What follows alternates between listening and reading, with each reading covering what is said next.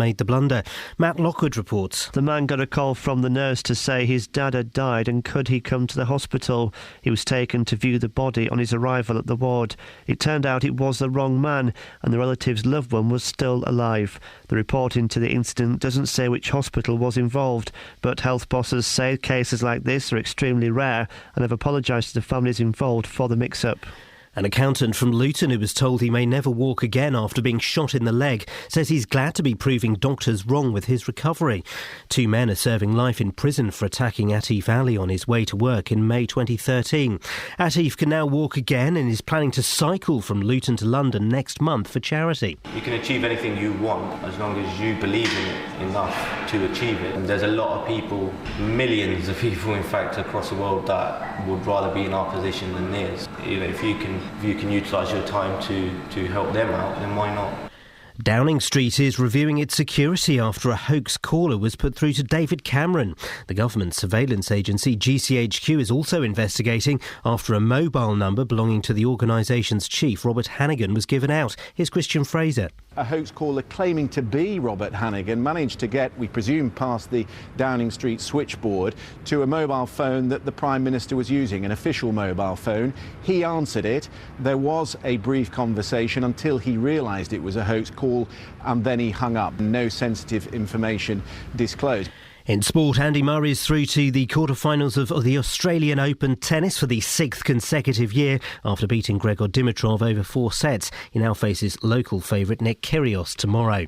And the weather will be cloudy with rain this morning, but turning brighter this afternoon. Top temperatures around 5 degrees Celsius, that's 41 degrees Fahrenheit. You can get the latest news and sport online at bbc.co.uk/3 counties. Very delicious indeed.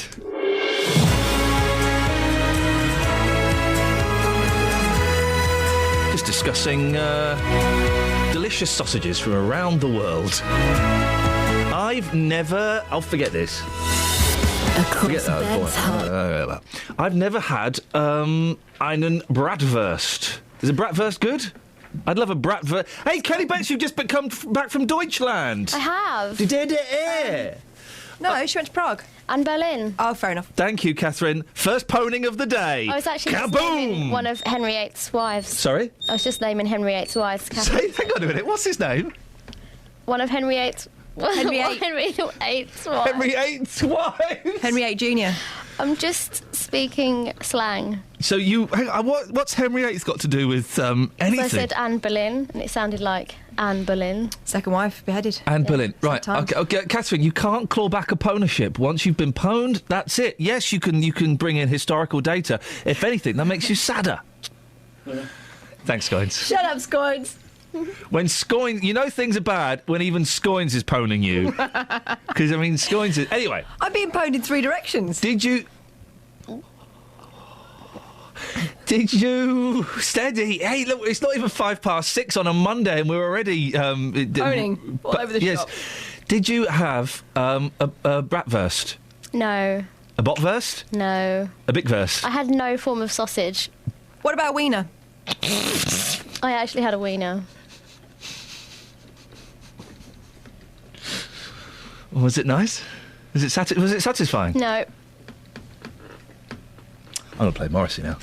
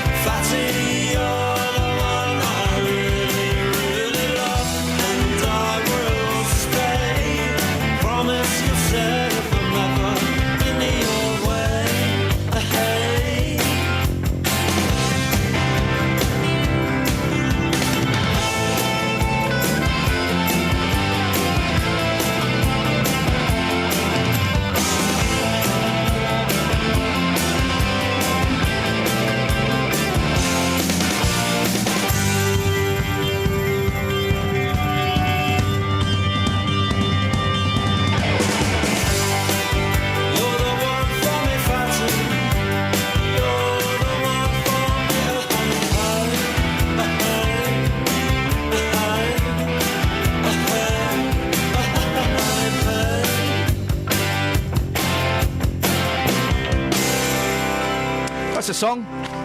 I think, is it? Yes, it is. Now, a couple of years ago... By the way, good luck trying to find headphones that will work in both ears, Paul. No, not at all. It's the BBC, of course. Why would they do that? A couple of years ago, Bedford Borough Council made a big deal about becoming a living wage council, meaning it was going to pay its staff more than the minimum wage.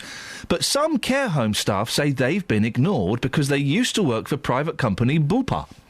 They haven't been given the same deal since the increase was brought in April last year. Well, our political reporter Paul Scoynes has been looking into this one. So the living wage, it varies, doesn't it? What is it? Well, it was brought in as a sort of concept a few years ago. It's not a kind of by one political party, but it's supported by all of them. But it is a bit more. So the minimum wage at the moment outside of London is £6.50 an hour. And the living wage outside London would be, at the moment, £7.85 an hour. And they say that is the amount of money that you can comfortably live on without scrimping, too much. And that these are the sort of, I suppose, the amount that you need to live what they say is a decent life. So the only thing is it's not legally enforceable. So you can't claim it. No. It has to be agreed. Not legally enforceable, but Bedford Borough Council did make a big deal, didn't they, about becoming a living wage council? Absolutely. Last year, in fact, the year before, in 2013, was when they first mooted it, and it came into being across the borough for its staff on the 1st of April last year, and they said it was going to help around 200 workers. Now, it was set at the time at £7.45 an hour. It's a bit lower. I think that was the sort of agreed living wage at the time. It has obviously risen now by an extra 40p. Now, Labour, who were part of the leadership of the council, they said it was an important initiative, one that could be greatly welcomed by hard-pressed families. And indeed, they were one of the first councils in the area. Lots of councils have picked this up across the country, but they were one of the first in the area to do it. Milton Keynes has adopted it, and Luton introduced the policy to all of its staff in October. Why aren't these carers being included then? And I'm just going to come a little bit closer to the microphone, because for some reason that microphone's not particularly bright. Well, they were originally Bupa employees, right? And then the council took over 6 care homes in the borough, and that was on the 31st of March last year. And remember that this living wage policy started on the 1st of April, so you would think, yes, new day, new job, they're covered by technically same job, they'd be covered by the new wage, but they weren't, and that didn't happen at all. So they weren't eligible for the higher wage, and it doesn't seem, if you've explained it like that, it doesn't seem particularly fair, does it? What's the council saying? Well, the council says that they were under different conditions, they were under different terms, and it's taken a little bit of time to work it out. And indeed, some of the workers I've spoken to have said that they felt particularly aggrieved because there were some of the old council staff working for the care homes, and they were on the higher wage. And I've calculated if they do a 35-hour week, I'll work that out to be around £1,800 a year. That's quite a lot more than your colleague. And of course, they're also not getting some of the other benefits, the pensions and other things that the council employees are welcome to. Now, we called them on Friday to try and set them up for an interview this morning. They've turned it down.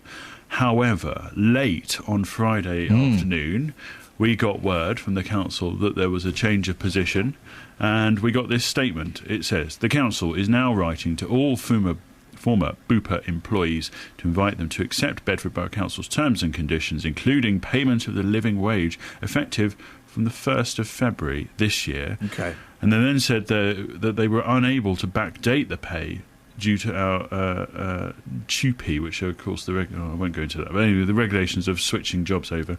They won't get the same terms and conditions backdated. So sounds like half a decent deal, but still a little bit of a swizz. I think I've spoken to a couple of union people, and they're very pleased that the wage is coming in. But as I say, this is around £1,800 a year extra that these employees have lost. I asked how many employees worked for the care homes. The council wouldn't tell me, but one of the staff, who you'll speak to a bit later on, said he reckons there are at least 100, maybe 150. So that's perhaps why they won't backdate it, because it's quite a lot of money. Tough. It sounds like the Bedford Borough Council may have made a little gaffe here, to put it politely. Well, I mean, you could argue that they at the time they agreed the living wage policy, they didn't know these care homes were going to be taken over, so they hadn't budgeted for them, perhaps. But if you're going to be a council that pays your staff the living wage, you've got to pay all your staff the living wage, haven't you? Before we begin, thank you. Thank you, oh, thank you, thank you. Thank you. I'm not a bad person. I know. I don't drink and I don't kill. I got no evil habits and I probably never will. I don't sing like Elvis Presley. I can't dance like Fred Astaire. But there's one thing in my favor. What? I'm a millionaire. That's beautiful. And I got more money than a horse has hands. 'Cause my rich old uncle died and answered all my prayers. But having all this money is gonna bring me down. If you ain't with me, honey, to help me spread it around. I could get myself a nose job. I could diet for a year. But I'll never be Robert Redford, 'cause I'm much too fond of beer. Please don't misunderstand me. It's not love I'm trying to buy. It's just I got all this here money, and I'm a pretty ugly guy. But I got more money than a horse has hands. 'Cause my rich old uncle died and answered all my prayers. But having all this money is gonna bring me down. If you ain't with me, honey, to help me spread it around. Killing a bee with a bazooka. I don't mind if you love me for my money. If you love me for whatever else I got. But accepting all this stuff, I'm alone in Fort Knox. I don't guess I'm doing all that hard. But I got more money than a horse has hands. 'Cause my rich old uncle died and answered all my prayers. But having all this money is gonna bring me down. If you ain't with me, honey, to help me spread it around.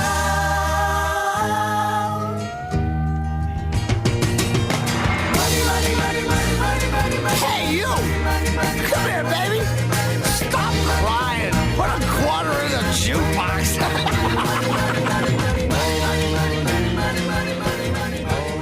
It's like killing a bee with a bazooka. Travel news for beds, cards and bugs. BBC Three Counties Radio. On the M40, there's a lane closed in both directions between junction 3 for High Wycombe East and 4 for High Wycombe. That's after a car crashed through the central barrier yesterday evening. In Stanwell Moor, looking at the M25 Terminal 5 Square Road, callers have reported that there's a queue from junction 14 for Heathrow to the Western Perimeter Road, so that's heading towards the Heathrow Airport terminals. Also on the North Orbital Road, that's starting to look very busy around the M25 junction 21A roundabout. In Bedford, Horn Lane is closed in both directions between St Paul's Square and River Street because of emergency repairs going on to a burst water main. And on the trains, East Midland trains have a reduced service in and out of St Pancras International because of flooding. Samantha Bruff, BBC Three Counties Radio. We'll have more on the flooding in a bit. 6:16. It's Monday, the 26th of January. I'm Iain Lee. These are your headlines on BBC Three Counties Radio. Bedford Borough Council has U-turned over the amount it pays carers after BBC Three Counties Radio revealed they weren't getting the living wage. A hospital in Hertfordshire has apologised to a man who was wrongly told his father had died. And Downing Street is reviewing its security after a hoax caller was put through to David Cameron. BBC Naughty. Three Counties Radio.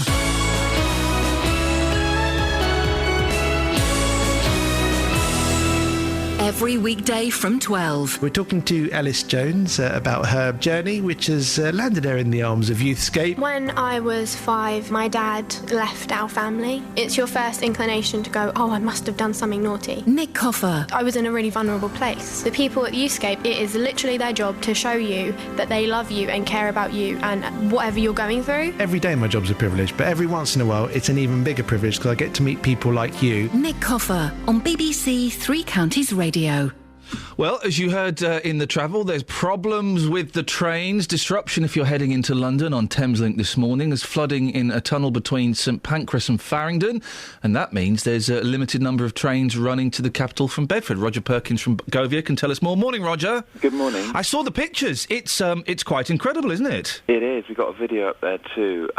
It's incredibly frustrating for everyone because this water leak happened, as your listeners will probably know if they were travelling on Friday. It happened on Friday. And we really have hoped that Thames Water might fix it by now. Well, I think they have. In fact, my understanding is they have now fixed it. But there's so much water in the tunnel that we've got to wait for Network Rail to get it pumped out so they can then inspect it. Effectively, we've got sheer weight. I mean, the ground is saturated. The pictures are incredible. So this was a water pipe leak, was it? And they've just got to pump it off now. A burst main, yeah, exactly. The initial problem they had was it was also serving a hospital, so they couldn't just switch it off. They had to isolate it. I'm laughing because it's just so ridiculous, isn't it? How is this going to affect people today? What's the situation? Well, what it means is that we've got very much a reduced service running from Bedford. We've got a total of 4 trains an hour running up to and from St Pancras International, and we can't run anything between St Pancras International and Farringdon. So, unfortunately, it means that it's going to be very difficult for people this morning. And have you been given any idea as to how long this will take? Yeah, well, what happens is structural engineers from Network Rail are looking at this morning. We'll be looking at the state of the tunnel walls in particular to see, because there's there'll be a huge weight of groundwater. Yeah. Now, we know it's at least until the end of the day today that we're going to have this issue. I mean, there's a potential that it could go until tomorrow as well. So what I'd urge people to do, please, is check on the website. We've been keeping it updated with the latest information, and we'll pledge to continue to do that. If I want to look at the website, Roger, what's the link? Yes, it's thameslinkrailway.com, and it's a massive message on the homepage. Brilliant. Best of luck. Fingers crossed. Thanks for coming on. Hopefully we can have you on tomorrow, and it will all have been cleared up. Let's keep our fingers crossed.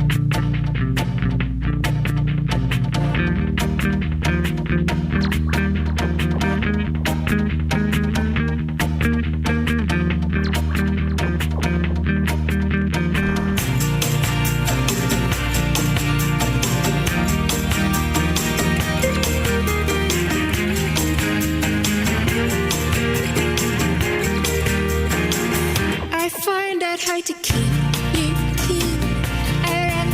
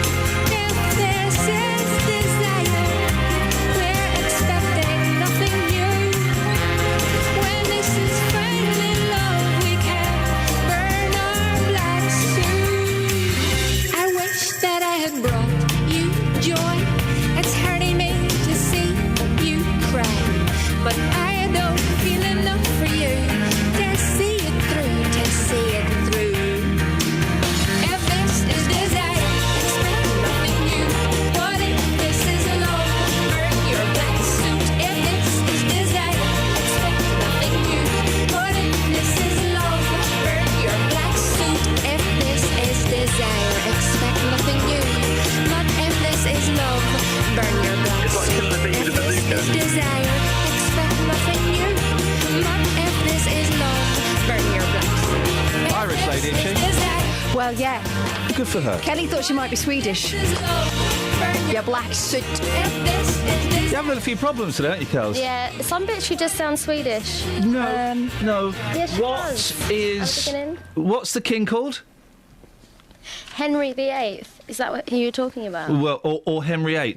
Henry VIII. I was just being quick. And what's Slang, the cool. German sausage called? Bratwurst. What did you think it was called? I thought it was spelled with an H. Where? Instead of a word. Brock. Hurst. Brockhurst. Yeah.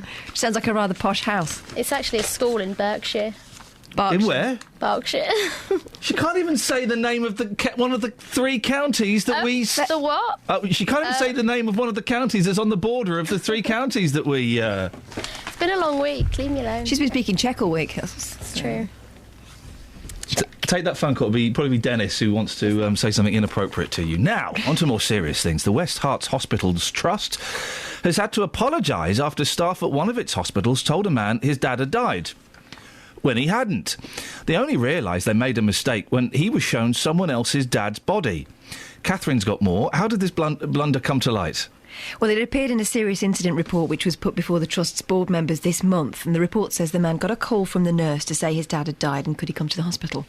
So he was taken to view the body on his arrival at the ward, and it turned out it was the wrong man. Oh, blimey. And his father was still alive. Oh, dear. The report doesn't state which of the Trust's 3 hospitals it could have been, so it could have been Watford, St Albans City and Hemel Hempstead.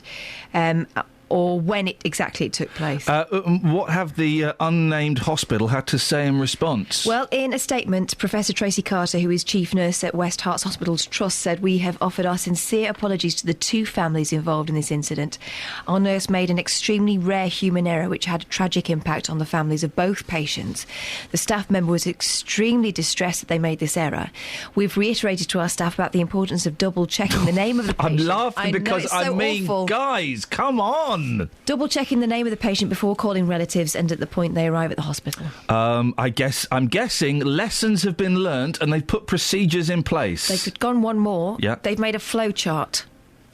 Oh, flip it. Not to tell them what to do when someone dies. Oh, you're having a laugh. A flowchart's been put on the wall to remind staff what they need to do before breaking bad news to relatives. I hope it's not on the notice board. Goodness me. We did try to get hold of a copy from the Trust, but unsurprisingly, they didn't want to share it with us. Now, if anybody works at one of these hospitals and has seen this flowchart and wants to send it to us anonymously, ian.lee@bbc.co.uk, or take a little snap and tweet send a picture 81333, start your text 3CR. We'll keep you completely anonymous. This sounds ridiculous. Well, remember, this is the same Trust that last week came up with an action plan that was criticised on the programme to prevent a repeat of what happened to the double stroke patient in his 80s who had to endure filthy conditions. He was sent home in a filthy hospital gown as well after sitting on someone else's filth on a pressure cushion. So, it's not great for them. We at 3CR have been speaking to a nurse that doesn't work for the NHS anymore, and he had an interesting reaction to this. Yeah, and you'll be hearing it later on. We'll be talking to David in Leighton Buzzard. He left the NHS in 2010.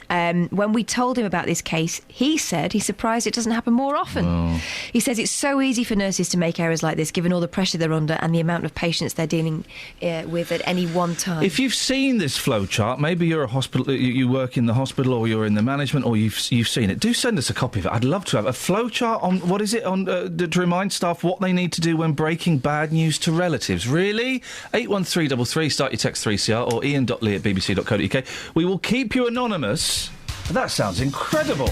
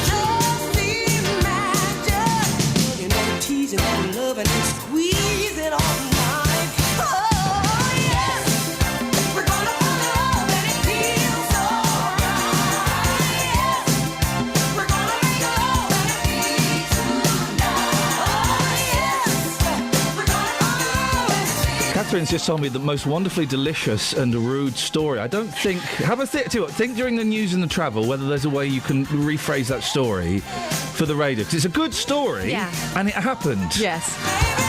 08459 455 555.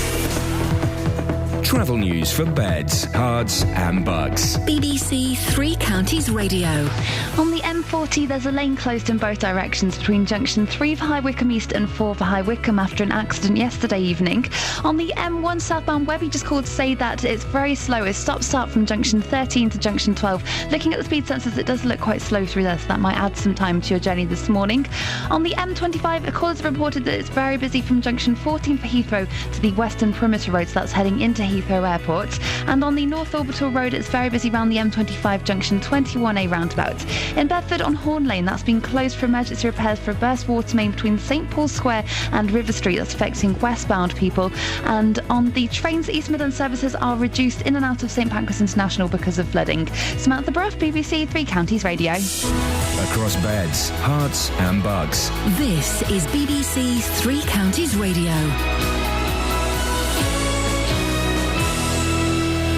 It's 6:30. I'm Lee Agnew. The headlines: Bedford Borough Council has U-turned over the amount it pays carers following an investigation by BBC Three Counties Radio.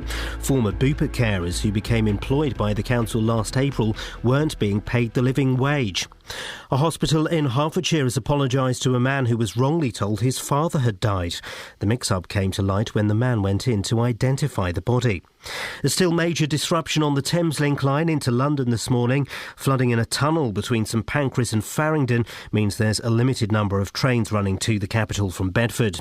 And security procedures are being reviewed in all government departments after a hoax caller got through to get David Cameron. They pretended to be the director of GCHQ, but Downing Street says no sensitive information was given out. The weather will be cold and wet this morning, but turning brighter this afternoon. Top temperatures around 5 degrees Celsius, that's 41 degrees Fahrenheit. Three Counties Sports. BBC Three Counties Radio. Arsenal, Aston Villa and West Ham all overcame lower league opposition as they booked their places in the last 16 of the FA Cup. Tonight, Rochdale plays Stoke. The Watford manager, Slavisa Djukanovic, claims he said nothing much at half-time against Blackpool on Saturday. The Hornets trailed 2-0 to the bottom club, but hit back to win 7-2. It's not easy to score 7 goals in second time, and we showed different faces today in the game. We scored 7 goals. Must be happy. Milton Keynes Dons manager Carl Robinson has hailed the impact of his new loan signings after the win over Barnsley. And Robinson highlighted a tweet from senior player Carl Baker to show how the rest of the squad has reacted. For me, it was a very poignant piece. It wasn't provoked by anybody in the football club. So it just shows you the effect it has on a senior player when you bring in 2 young players like we have done, and they automatically like what's happening. Elsewhere, Luton Town drew 1-1 with Cheltenham, Stevenage lost 3-2 at Shrewsbury, and Wickham drew 1-1 at Mansfield. In tennis, Andy Murray is through to the quarter-finals of the Australian Open tennis for the 6th consecutive year, beating Gregor Dimitrov over 4 sets. He now faces local favourite Nick Kyrgios tomorrow. He's dangerous, he's unpredictable. He's entertaining, and he's a good athlete, moves well, and he's explosive on the court. So he has a lot of things going for him. And that's BBC Three Counties News and Sport. We've more at 7 o'clock.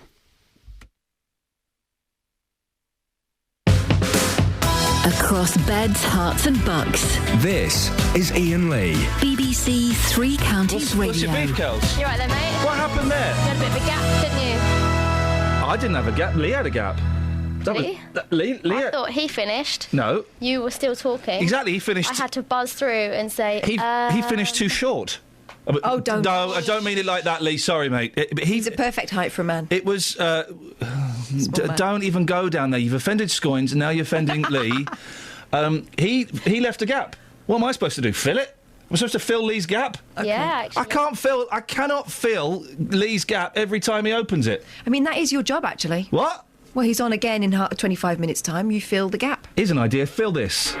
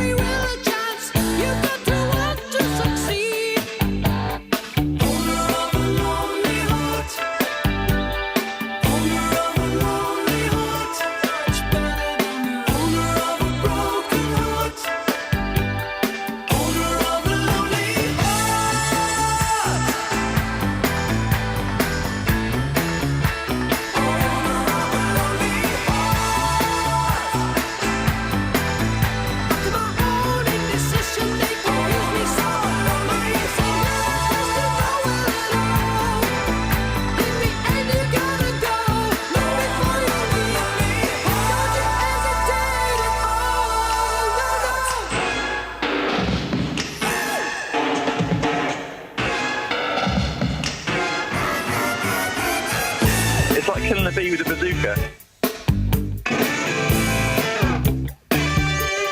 Is it about a gap year? I am not in a bad mood.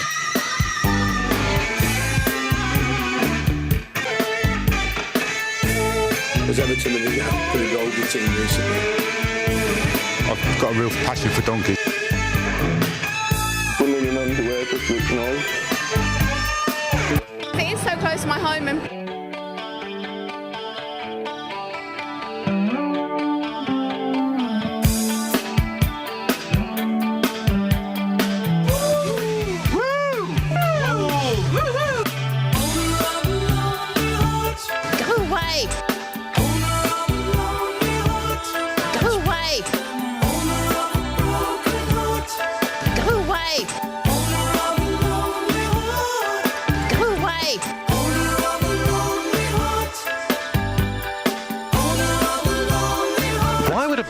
Play with a girl's toy. Go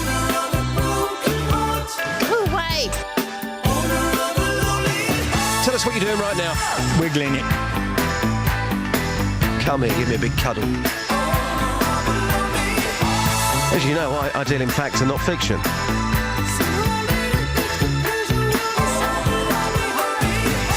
Alf Wiedersson Pet. Is still with us? As in, he's not been sacked over the weekend, has he, for doing some massive indiscretion? I think Hollywood might be calling soon. Have you seen his videos he's been putting on? I refuse to watch them. Hollywood or the lawyers? We used to be... get this, Paul. Me and Justin, we had a great future making videos together. Over 700,000 views of a video we made. Thanks, guys. Whereas Dog Maps gets all the attention. But, I'm not bitter, but he's gone off and gone solo, Paul. Oh, no, I can't believe he's abandoned ship. That's not on. He's abandoned, I'm hoping you said ship, yeah, and he's not. Yeah. He won't make films with me anymore. It's all about Dealey. Well, I don't know what that says, but, you know, he's not a team player, is he? He's not a team player. Paul, you've not called in to bitch about one of my colleagues. You've called in to talk about German meat. Yes, can't beat a good bit of German Wurst, a bit of German sausage. I've never had one. What's so good about them? Well, you know, in this country, if you have a look on the sausage shelf, there's probably about 10 different types of sausage. Yeah. You know, you get your Lincolnshire, your Cumberland, your pork and apple and whatever. Don't forget your chipolata. There's them as well, yes. Over there, they've probably got about 1,000 different types of sausages. You would not believe the amount of sausages they have there on choice. Just because they've got a lot of choice, it doesn't mean that they're good sausages, does it? Well, I was brought up on them, and I'm a big strapping lad, and you can't go wrong with them. What's the one I should go for? Well, in all honesty, mate, I would say try them all, because they all have a unique flavour. Yeah. They all come in all different shapes and sizes. Yeah, we're still talking about sausages. Well, we are talking about sausages, and they're some of them amongst the biggest sausages in the world. I really fancy a sausage. Catherine, are you a fan of the German sausage? Don't mind one, no. Okay. I don't mind one. I don't crave them. I don't mind a Frankfurter. Frankfurter doesn't count as a sausage. Oh, it does. No. It does. Do you know what I like to make? A Kartoffelsuppe. Oh, potato salad. Potato soup. Onions. Oh, super. Yeah, Sorry, super. I thought you said salada. No. Look at Paul throwing in the odd German word, so it makes it sound like he can speak German. Das ist nicht gut. Well, ja, mir ist auch gut. Hast du... Paul, hast du Geschwister? Ja, ich habe Geschwister. Ich habe einen jungen Bruder und Schwester. Ja, wie heißt du? Ich heiße Paul, und ihr? Entschuldigung Sie bitte, wie komme ich am besten zum Bahnhof? Oh, in diese Richtung. Dankeschön, dankeschön. He's properly German. He is properly German. You didn't answer any of his questions. No, I refuse to answer any questions asked me in the German language. Now, we should probably have a look at the newspapers. Oh, no? Oh, yeah. We've got the hospital death flow chart. We have, although this is an out-of-date one, but it might go something like this. Paul Scoring's got this. This is from 2011, an information leaflet. Guidelines for the communication of significant news with patients and their families, December 2011. Now, listen away now. Review date 2013, actually. There we go. So listen away now if you thought that they were being sincere with you, because this is about to get This is about to get strategic. Yeah. And you'll realise, like when you buy a kitchen and they do that thing where they say, I'm just going to ring the office because I think I can get you a better deal. It's all part of the thing. There's 11 steps to breaking bad news. Here comes the spiel. Step 1. Do I have the facts? Well, you would hope so. And they didn't have the facts in this case. Have they got the right person? Ensure privacy and set the scene. Find out whom the patient wants present. Ensure a nurse is in attendance. Step 2. What does the patient know? How would they ascertain that? They ask... What do you know? What do you understand so far? Do you know how serious this is? You don't? OK. We're about to tell you. Is more information wanted? That's step 3. My favourite step, step 4, give a warning shot. I'm afraid the results are not good. That's what you're supposed to do. I'm afraid things are worse than we expected. And then you wait for allowing denial. Must be very hard to accept this. I'm dying. Step 6 is giving information giving. Give information in small chunks and check out the understand. Hey, hang on a second. This is the information. This is what they did when they kind of told me but didn't tell me. My dad was dying. Yeah. Oh, the nice doctor was going through the steps. OK, so you listen to the concern, so you allow them time. And then step 8, encourage ventilation of feelings. How are you feeling now? I was really upset. Number 9, summarise and plan. Number 10, offer further discussion. Step 11, communicate with the team. Oh, the nice doctor when he's sort of was... the thing is, he wasn't telling me my dad was dying. He was in a hospice and he was obviously dying. But he wouldn't say, your dad's dying. So I had to kind of fish around. He would say things like, I'm afraid it's more serious than we thought. Yeah. And so I had to say, right, is he dying? How long have we got? It's because that's not on the chart. Justin Dealey? That's not on the chart. Internet sensation? Thank you, Ross. A friend of mine was given some bad news in a rather less flowcharty way. Justin, go and check out dog maps for me, please, mate. Already done it. Thank you, mate. They didn't abide by the flowchart with my mate. Did they not? She had some irregular test results. Yeah. And, for ladies' things. And they said, right, well, we'll have another go, and if that comes back irregular, well, you know what that means, don't you? Sorry? What? Yeah, probably cancer. Anyway, I'll see you in about 2 weeks. Whoa! That is exactly how it was done. Was it a doctor that said that, or a nurse? It was a nurse. Because the doctors are normally the worst. My wife has a real phobia of needles. She's not a little bit uncomfortable. She faints if she sees a needle. And hey, guess what? When you're pregnant, you have to have blood taken and stuff. And it's really traumatic. And a few times we went and they couldn't do it because she got so upset and she faints. And the nurses, generally, were really... There are a couple of nurses that are a little bit idiotic, but most of the nurses were really good and really sensitive. You take your time, you don't... We'll do this, you come back, yeah. Then we went to the doctor, and the doctor said, it says on your record you're allergic to needles. And he got a needle, and he's waving it in her face, going, what bothers you about this? Why does this... Wow. And she was getting really upset and was going to throw up. And I'd say, Doc, can you stop that? And we're going to step outside for 5 minutes, and then we'll come back and we'll try this again, shall we? It was incredible. Doctors are...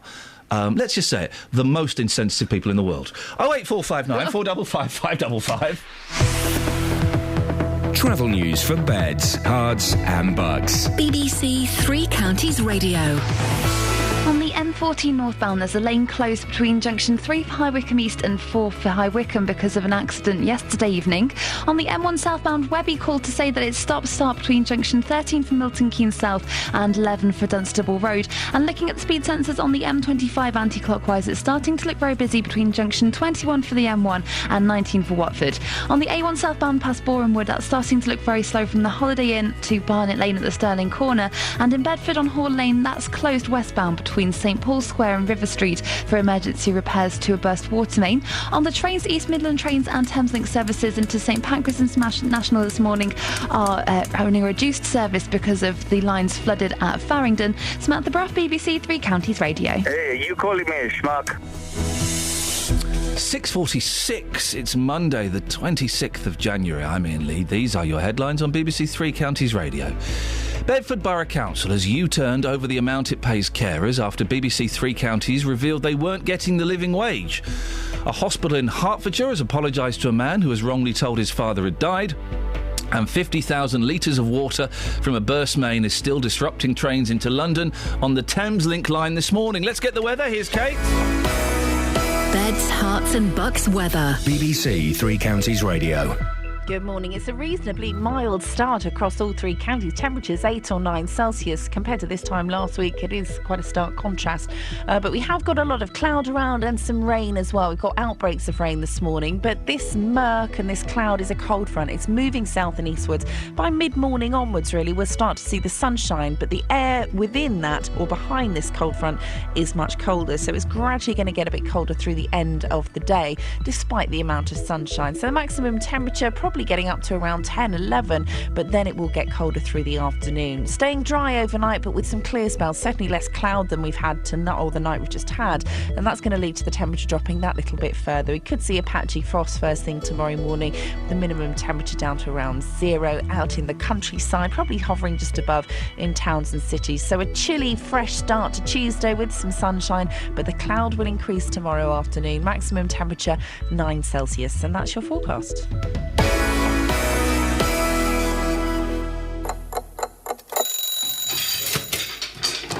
If you're non-stop, from the moment you start,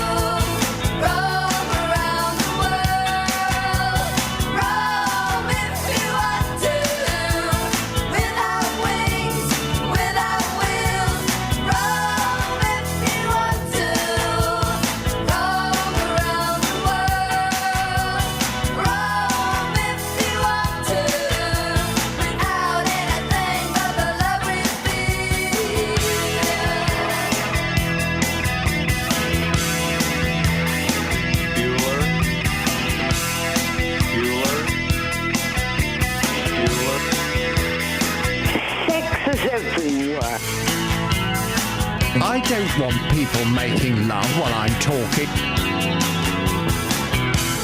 Oh, wait!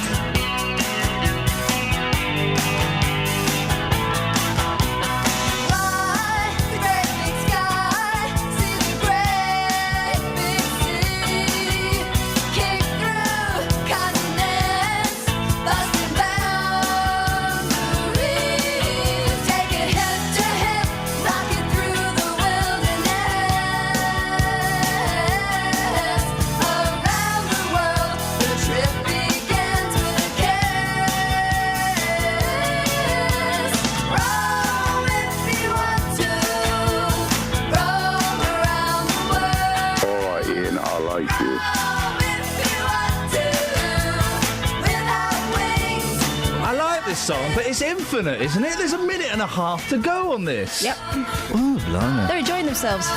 Glad someone is. Hey, Just. Hey, good morning, boss. You well? The B-52s are still rocking and a-rolling. But they did this dreadful song. Somebody requested a track on New Year's Day. Kelly would know the name of the song. You're not going to say Rock Lobster. Don't say Rock Lobster. Yes, I think it was that one. Rock Lobster's boss. Goodbye, Justin.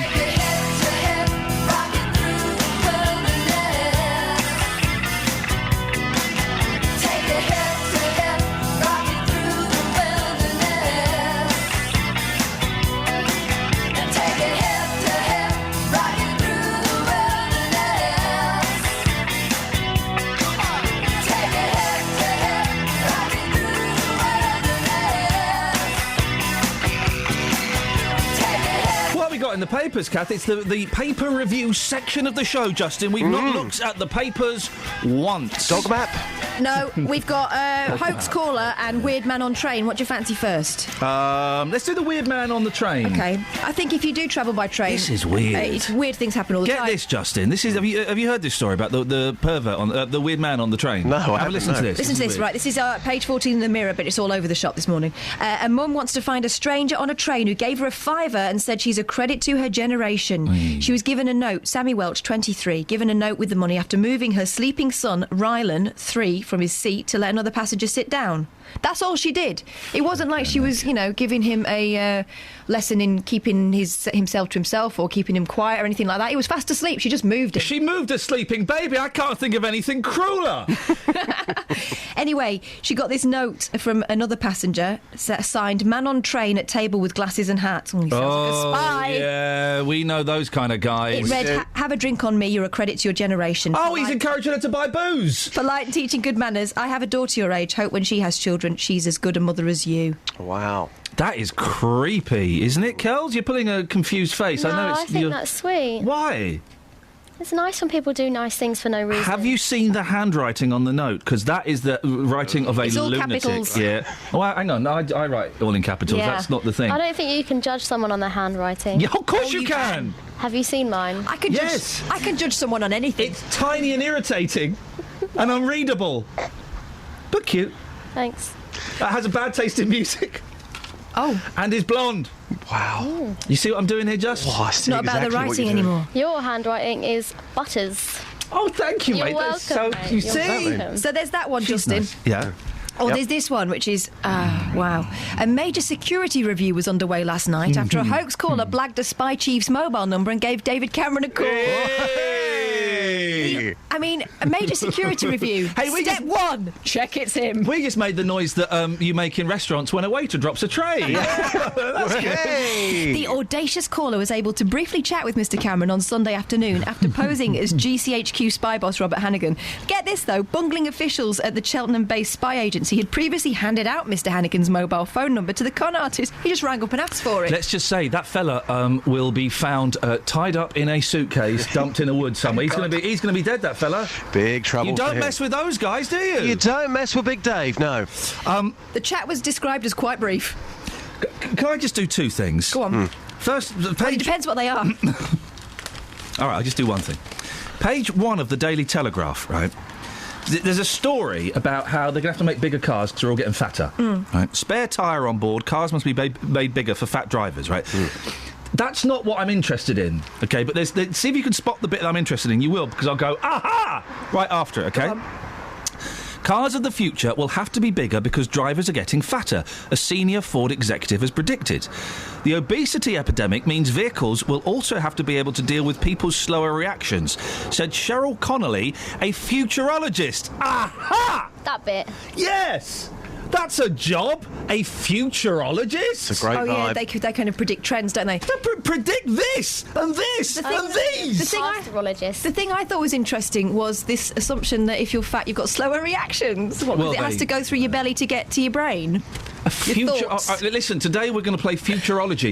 If you want to be a futurologist, 08459 455 555. Give us your predictions for the future. Well, I can do that. Go on. I can do that. Because you've got the... No, I've got special powers. Yes. I'll tell you what, then. I'll tell you what I'll do. Yeah. I will bring in a letter which I wrote to the previous management of the radio station. Oh. I told them this would happen 12 months down the line, word for word. When you read the letter, it's creepy. Every single thing happened. Bring it in. And the dates were absolutely spot on. I, my son, am a futurologist. Did you predict that you'd be walking hand in hand in the street with a man?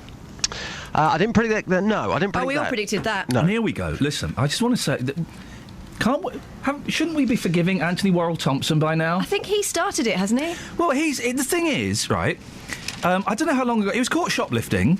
I don't know how long ago he was caught shoplifting, but there have been people that have done much, much worse things than him. I'm talking of a sexy, druggy nature that we've welcomed back on our screens with open arms. Anthony Worrell-Thompson gets done for nicking 78 quid's worth of stuff from Waitrose, and he's banished. Now, wasn't a particularly big Worrell-Thompson fan. I thought he was a weird little, hobbit. But he was popular. He looks like Peter Andre. What are you talking about? He was popular, but I just think... Someone give Worrell-Thompson a decent job. He's done, it was a long time. £70.68 worth of items he nicked. He was roundly shamed about it. He considered committing suicide. We have a cooking programme. Here is my suggestion to Nick Coffer. Yeah. Get him on the programme as a guest. Get the Publicity stunt. Was a Get him tozzer. on. Yeah. What? Was a tozzer. Just be so careful. I mean, really. Everyone calls him that, don't they? No, mate, they don't. That was so close. Said with love. Really, really close. What we're going to send Justin out on, it's great having bounce with him, but I want him to do some work this morning. I tell you what we've got here. We've got the mum on the train, Worrell-Thompson, Marmite Easter egg, lonely elderly people, a page on snowdrops, Cameron hoax, quiet rugby, a rubbish ghost pick, I can say. When have strangers done something weird to you? Or nice. You're obsessed with niceness. Random acts of weirdness. What about? Random acts of weirdness. Yeah. Kath, we're so good together, you know. We don't need these other two. When is Shaggy coming back? Yes, Justin. If you could hoax call anybody, who would it be and why? Ladies and gentlemen, thank you very much indeed. That is actually really good. Yeah, it's good. It's a good one. Okay, it's a good one. If you like that kind of thing. It's better than random acts of weirdness. Oh dear. Next we'll be getting a teenager on who says he wants free bus travel to be extended to 18-year-olds. Ow, don't do that. See you later, Just. Cheers, boss. Travel news for beds, cards and bugs. BBC Three Counties Radio. On the M40, there's a lane closed in both directions between junction 4 for High Wycombe and 3 for Loudwater after an accident, and queues are starting to build up on the London-bound M40. On the M1 southbound, it's stop-start between junction 13 for Milton Keynes and 11 for Dunstable Road, and the A1M southbound's also looking very slow around junction 7 for Stevenage. On the A1 southbound, it's starting to look very heavy around the St Neots junction and the Black Cat roundabout with the roadworks there, but in Bedford on Horn Lane, that's easing off now after it's reopened between St Paul Square and the River Street with the burst water mains work completed. On the trains, East Midlands trains and Thameslink services have a reduced service today between to St Pancras International because of flooding on the line at Farringdon. Samantha Bruff, BBC Three Counties Radio. Thank you very much indeed. Scott has tweeted me that picture you took, Kelly, the black and white picture on Twitter. He zoomed in really close to Catherine and then put a picture of her next to Dennis Wise and his new haircut. Very, very similar. Local and vocal across beds, hearts and bucks. This is BBC Three Counties Radio.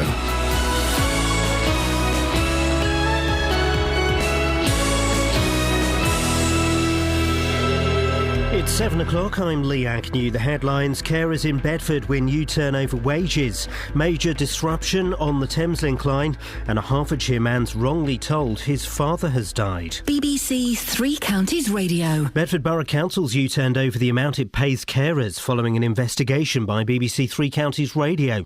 Former Bupa carers who became employed by the council last April weren't being paid the living wage.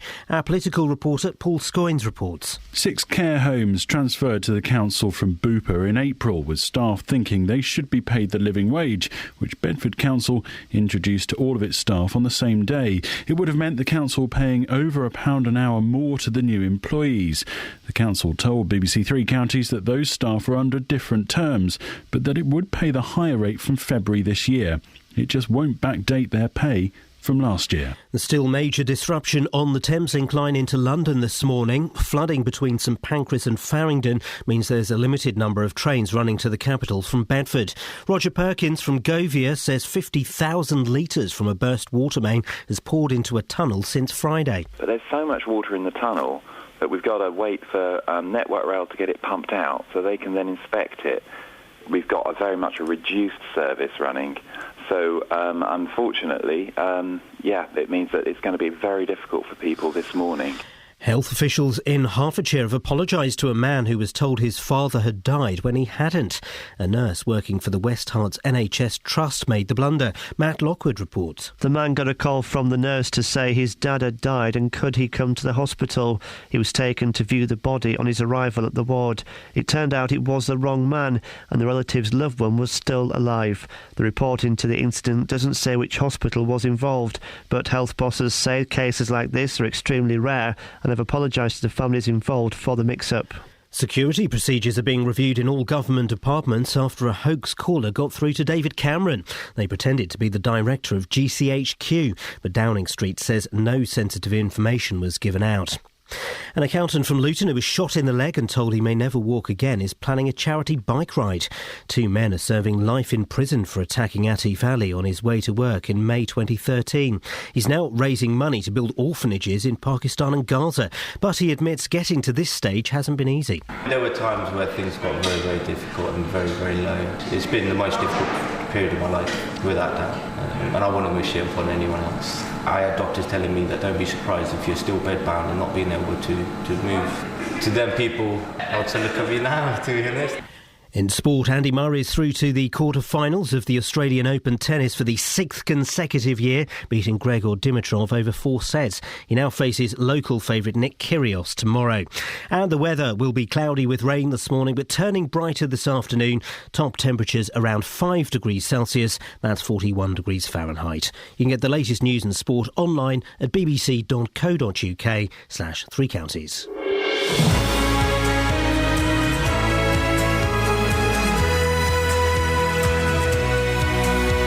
Morning, Iain Lee, BBC 3 Counties Radio. The wrong wage, the wrong dad, and Dealey's a wrong un. Catherine is there. Morning, Catherine. Yeah. Did you see what I meant? No, not yet. Hang on. Go and have a look. Kelly Betts is back. Guten Morgen. Wow, you're just speaking of foreign. You've been away a week learning a language. Wie heißt du? Ah, okay. If you want to take part in this laugh riot, then the Giggle Factory is open for business. 08459 455 555. Across beds, hearts and bucks. This is BBC 3 Counties Radio. Across beds, hearts and bucks. This is Iain Lee. BBC 3 Counties Radio. Great. Well, if you may have noticed that at BBC 3 Counties Radio, we're really starting to get involved in our kind of video production. And Justin, by the way, if you go facebook.com/BBC3CR, Justin's videos are, I think unique is the word. Unique is the word. They're thoroughly entertaining, and boy, oh boy, he's a good-looking guy. But other presenters have put up videos, and we're kind of watching. I know Mike Naylor did one the other week, and we're just watching Nestor's from the weekend where he's having a little dance. I think the comments say it all, don't they? Have you seen the 2 comments? Wow, and hey, hey. I would just suggest if you're going to do something like that, probably best not to wear tracksuit trousers. That's all I'm going to say, but still a great video. 08459 455 555 is the telephone number. Now, a couple of years ago, Bedford Borough Council took great pleasure in announcing it was becoming a living wage employer. In other words, its staff will be getting a little bit more than the minimum wage. But some care home staff say they've been ignored because they used to work for private company Bupa. They haven't been given the same deal since the increase was brought in April last year. Well, one carer who we're calling John is one of those affected and joins us now. Good morning, John. Good morning. So you were one of these. You are one of these carers. Let's try and get this right because it's a little bit complicated. The living wage was brought into Bedford on the 1st of April last year, 2014. Is that right? Yeah, that's correct. And you became employees of Bedford Council on the 31st of March. Yes. So I guess you expected to get that living wage then? Well, we didn't know about it because no one had mentioned it to us. Right. And we were told that we'd have to carry on the same contract as we had with Bupa. OK. So when did you find out about that other people employed by the council were getting more than you? There was an article in the Bedfordshire on Sunday about late last year, and that was the first we knew about it. Because someone had wrote a letter to the paper just pointing out the difference. But nobody had told us. That must have been quite a shock. What was kind of said around in the kitchen at work the next day? Well, everybody was shocked because when we realised that we should have had to pay from the 1st of April, it just struck us as not very fair, if that's a polite way to put it. Can I ask, what are you on at the moment?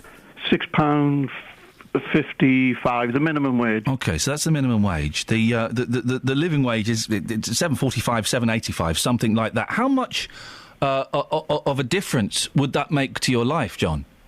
It would make quite a lot because most of us have to work overtime.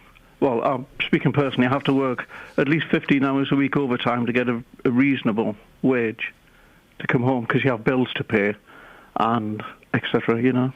Now, since Three Counties Radio got in touch with Bedford Borough Council on Friday, they came back Friday afternoon, evening, and said that you and your colleagues, you will be getting the living wage effective from the 1st of February. Yes, so I believe. We haven't had anything official. OK, well, this is the statement. Let me read you the statement. The council is now writing to all former Bupa employees to invite them to accept Bedford Borough Council terms and conditions, including payment of the living wage supplement effective from the 1st of February. If that is the case, and I have no reason to doubt it, are you happy with that? Well, yes, as a pay rise, we are happy, but what is more important is we believe that it should be backdated. We should get it back to the 1st of April like everyone else in Bedford Borough. And if I just finish the rest of the statement, it says, due to the nature of the TUPE regulations, we are unable to backdate the transfer onto our terms and conditions. What do you think about that? Well, I think that's personally just a smokescreen, because I don't know if you read the article yesterday in Bedford Borough, and one council reckons it will go down well, we should be well received. Well, I don't think it will be, because we need the back pay as well. And I don't understand why. You know, they obviously, it would appear that they are admitting that they have made a mistake, and that's why they're going to give you the living wage. And I don't understand why they can't backdate it. Well, they bring up the TUPE regulations, but personally, I just don't think they want to do it. It's as simple as that, because it will cost them a lot of money, won't it?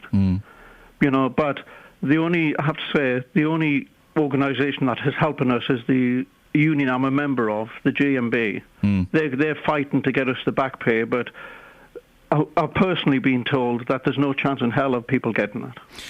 You say the union are involved. Do you think that there could possibly be some form of industrial action to protest this? I don't know. I'm only a member. Right. But at least they're fighting for us to get it backdated. John, listen, I wish you the best of luck. We'll keep following this story. I appreciate your time this morning. Joined now by Rhys Moore, Director of the Living Wage Foundation, the body which has promoted the idea of a living wage. Good morning, Rhys. Morning, Ian.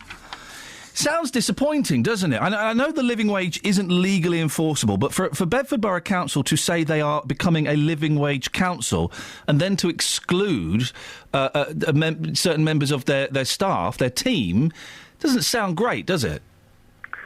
No, it doesn't. It's a shame, really. I mean, I should start by saying that the Bedford Borough Council is not formally accredited with the foundation. So we work with over 1,000 employers across the country who formally sign up to become living wage employers. Now, part of that signing up means they commit to ensure that anybody who works for them, and that includes people like John who are working for third parties or for subcontractors, that everybody gets the living wage. Now, it sounds to me as though Bedford Council here have probably tried to do the right thing. They've introduced it for their directly employed staff, but for some reason there's been this issue with some care home workers, and we know that this is quite often a problem in the care sector. Low pay is endemic in that bit of the workforce.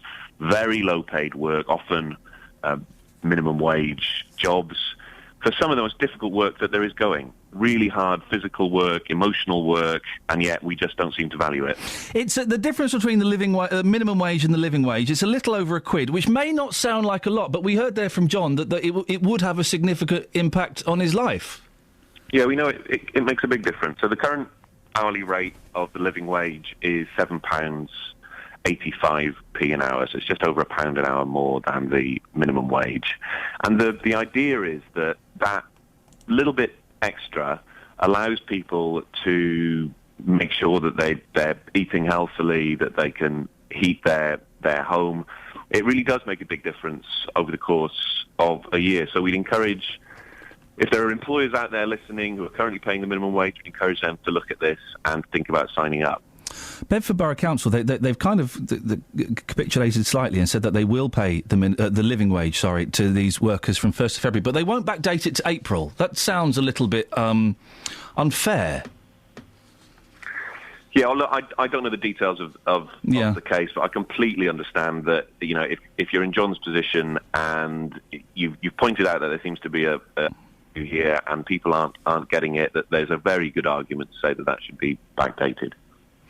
And Rhys, just going back to the fact that you're not working with Bedford Borough Council, but you are working with other companies. Do you kind of give them a badge of authentication or accreditation? Is that how it works? Yeah, that's exactly it. So it's something like, imagine the fair trade movement, which is a fair trade badge, and that marks people out. This is good chocolate, and the workers are being looked after. Well, it's the same thing with the living wage campaign. So we have a badge that you can find on all sorts of places now. So on the high street, people like Nationwide are signed up, Barclays Bank, Nestle signed up last year, and all of those employers will have the living wage mark on them. So if you care about this sort of thing, and if if you're a shopper or if you bank places or if you're buying your coffee, look out for the living wage badge, because you can spend your money with employers who are. And it's odd that Bedford Borough Council or anywhere that's trying to do this wouldn't seek that accreditation, because how cool would that look? On the website outside the town hall, we are a living wage council. We've got full accreditation. That would give them a little bit more kudos, wouldn't it? Well, we fully encourage Bedford Council to do that if they're interested. It sounds like they're on the way to being able to do it as well. Yeah. Rhys, listen, it's good to talk to you. Thank you very much. Rhys Moore, Director of the Living Wage Foundation.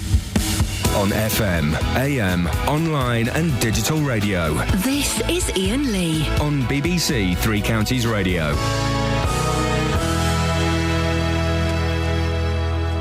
So there's, I always like my ghost pictures. I like Ev. I like Ev. Have you seen the ghost pic in the Mirror? No. Is there a picture purportedly of a ghost in the Mirror? There's a picture reported of a ghost. It's so rubbish. Yep.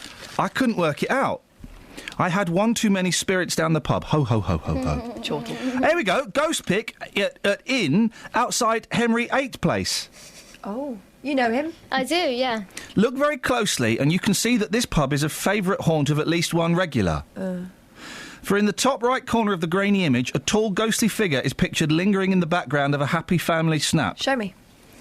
The ghostly figure of what looks like an 8-foot-tall woman in a coat lurks in the family's photo. Well, they're suggesting what we're going to see now. So it's days what you're looking at. Or a coat on a coat hanger. Yeah. Someone's hung their coat up. Mysteriously. Someone's hung their coat. An 8-foot woman in a pub? Not allowed, everyone knows that. This is honestly, the papers, obviously nothing has happened. No one wants to touch Leon Britton. There you go. When I was on Sky yesterday, I said, can we talk about Leon Britton? We'd rather you didn't. I'd like to. No, we don't want you to. Conspiracy? So no one's... Bless you. So no one's talking about that. There's not much else going on. So one of the papers... Where is it? The Mail has got a double-page spread on snowdrops. On snowdrops, the flower. Fair play, they are an interesting flower. Oh, no, they're not. They're like one of the dullest flowers. They're the dull flowers, right? Next up, daisies. Snowdrops. No, I'm not having daisies, mate. Snowdrops, bluebells, daffodils, the three dullest flowers. Oh, no. Do you know the one I really hate? Yeah, go on. And if someone gives them to me, I get enraged. Oh. Carnations.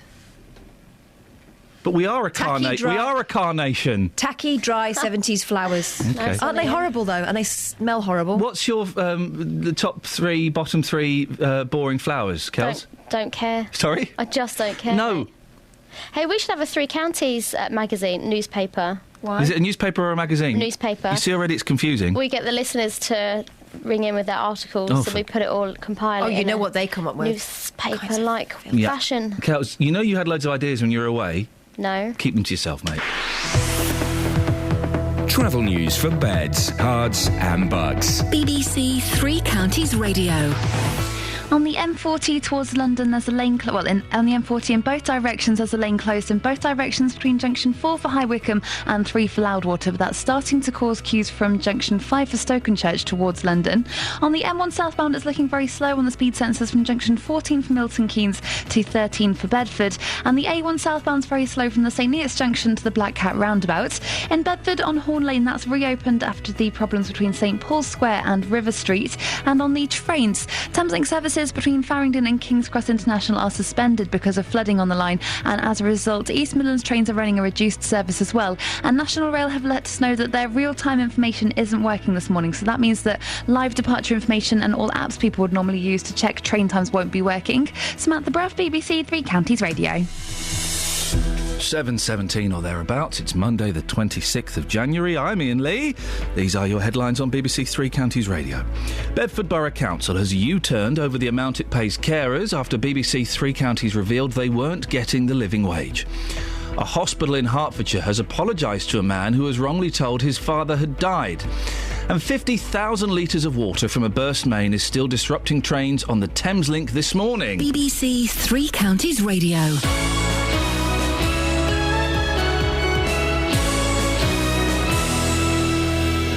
Monday Night Sport is a sports programme unlike any other. One thing about Monday Night Sport is it's not all about football. Croquet. Basketball. Boxing. Bowls. Oh, you've done me there. Yeah. Do another one quick. What Tennis. I think. Tennis. The one where we were on the water on skis. Wakeboarding. Wakeboarding, that's it. Wakeboarding. So it's all these stories, it's all these people. It's not just the sport itself, it's the story behind the individual who's taking part in that sport. You've been far too serious. I am. I mean, we make it a laugh, we make it enjoyable, and people who listen probably wouldn't ever listen to sport in their life, but they would probably listen to Monday Night Sport. We are like... We're not like Gary Lineker and Alan Hansen. No, we're not like that. You can't win anything with kids. I've got a touch of class about me, and then you just sort of pose around, sometimes coming up with the goods every now and again. I'll give you that. I'll give you that. Three Counties Sport. BBC Three Counties Radio. Call 08459 455 555. BBC Three Counties Radio. Yeah? Yeah. What's your beef? Have you seen that new advert about choking babies? Where the jelly baby goes blue. No, I've not seen that. They're advertising choking babies. Dr. Hilary Jones is just demonstrating on a baby doll what you should do. But yeah, it's a really weird advert. Turn them upside down, don't you? Yeah, but shake them. You put them on your knee and you sort of bash their backs, and then if that doesn't work, you flip them over and give them chest compression. Apparently, don't follow that advice. There's probably more to it than that. You don't dangle them from the window. Jackson Stiley. Remember when he did that? Wasn't that the real crazy thing? Yeah. What, the one crazy thing you ever I did? missed that nut job. Yeah, he was great. Sorry? Yeah, he was a bit overrated. 3 good songs. He should have stopped, I reckon. 3 good albums. No, he should have stopped at Thriller. No, he shouldn't have done. He should have done... The black and white song is good. No, it's rubbish. Yeah, no, mate. that's good. That's a good song. I agree with the sentiment, of course, but I thought it was rubbish. No, it's a good song. Good video, good song. Video was good. Yeah, first time we'd seen morphing on television. It's a good thing about my baby, it don't matter if you're black or white. And then it changed for proof. And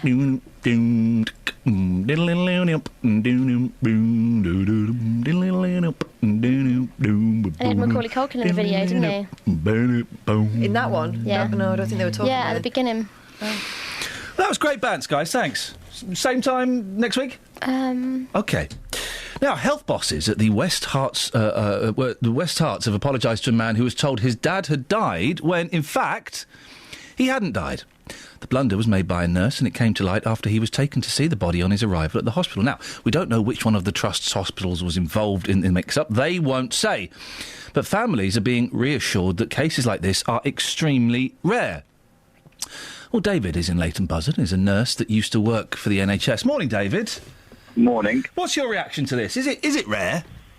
It is rare, but I'm not surprised it happens. It's a fairly easy mistake to make.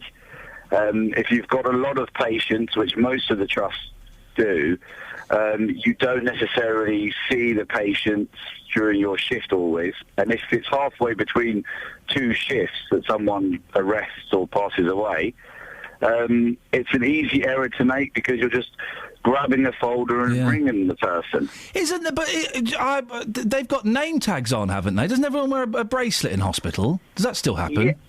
Yeah. No, totally. But when you're in the local hospitals here, you have a large number of patients, between 8 to 12 patients. Yeah. So you don't know exactly who they are. You just see them for a few seconds on an average shift. I've worked in Australia, and they have 1 to 4.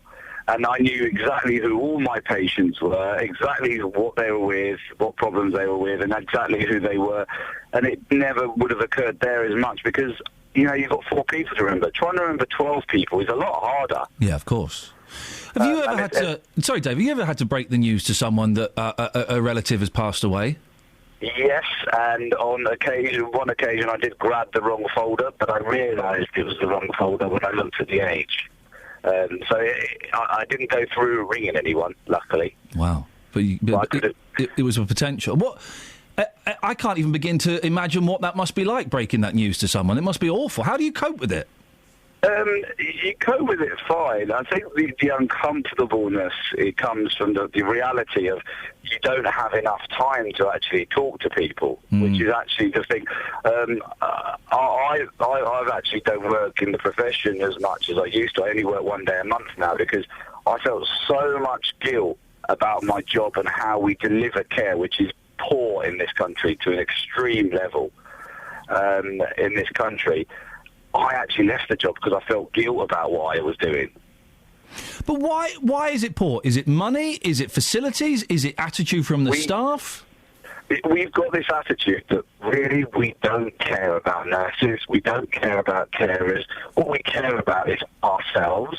And unless it impacts on me, like your previous story, no one really cares if those people get their minimum wage.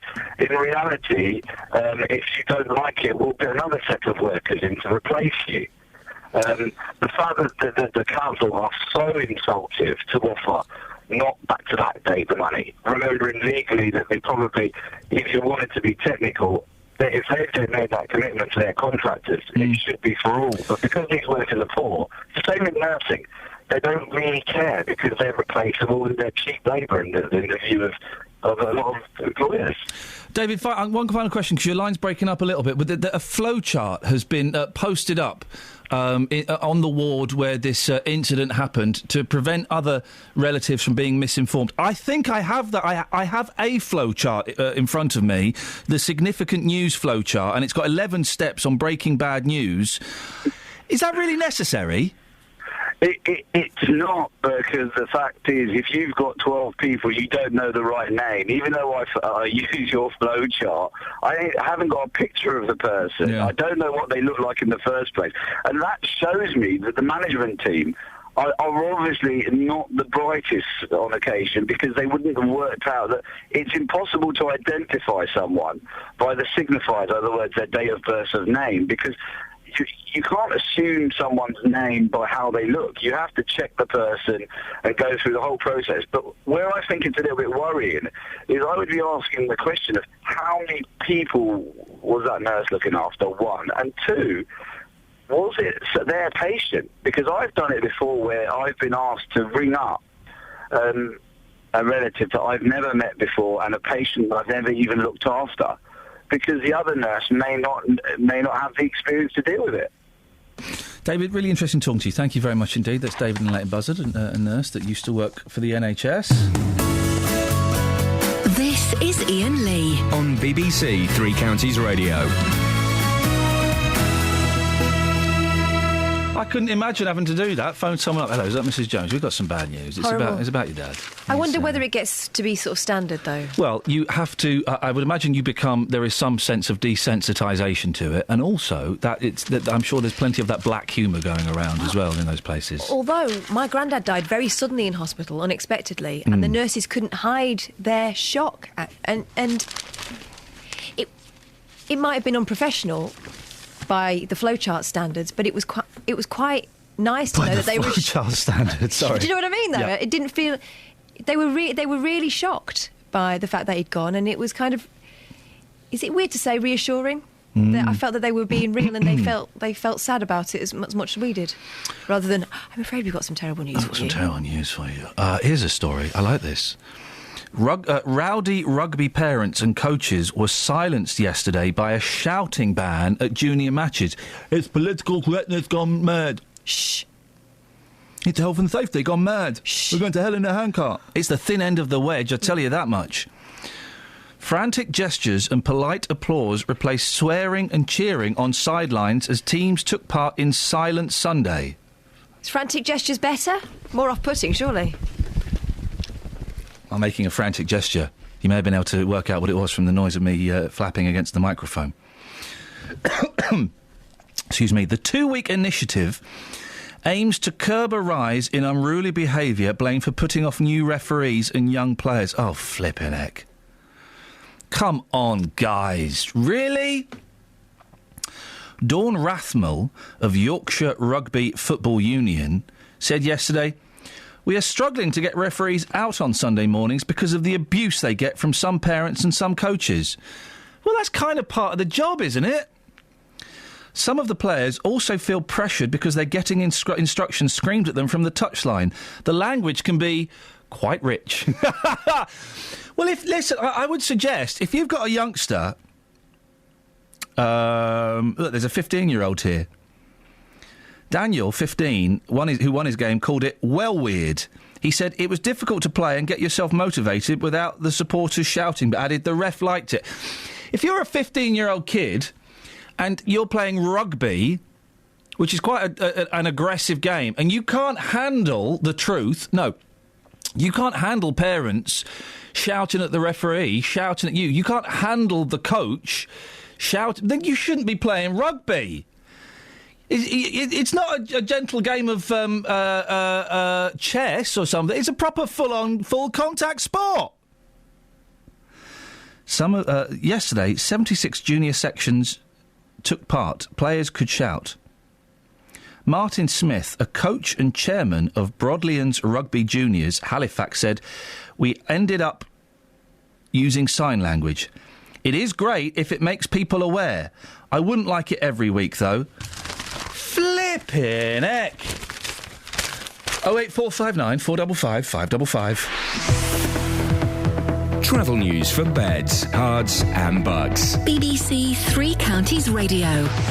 M40, there's a lane closed in both directions between junction 4 for High Wycombe and 3 for Loudwater. It's causing queues towards London from junction 5 for Stokenchurch. On the M40 northbound, we've just also heard that there's an accident between junction 4 for the High Wycombe Handycross roundabout and 5 for Stokenchurch, which could cause some delays as well. On the M1 southbound, it's looking very slow from junction 14 for Milton Keynes to 13 for Bedford. And anti-clockwise on the M25, it's starting to get very busy between junction 21A for the M1 south and 19 for Watford.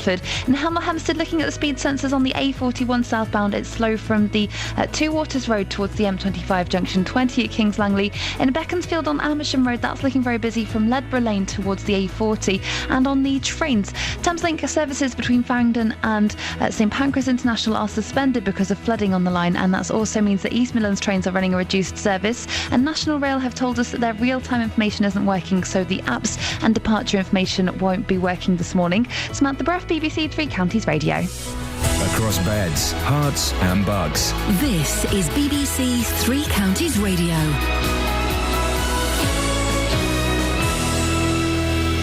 It's 7:30. I'm Lee Agnew. The headlines: Bedford Borough Council has U-turned over the amount it pays carers following an investigation by BBC Three Counties Radio.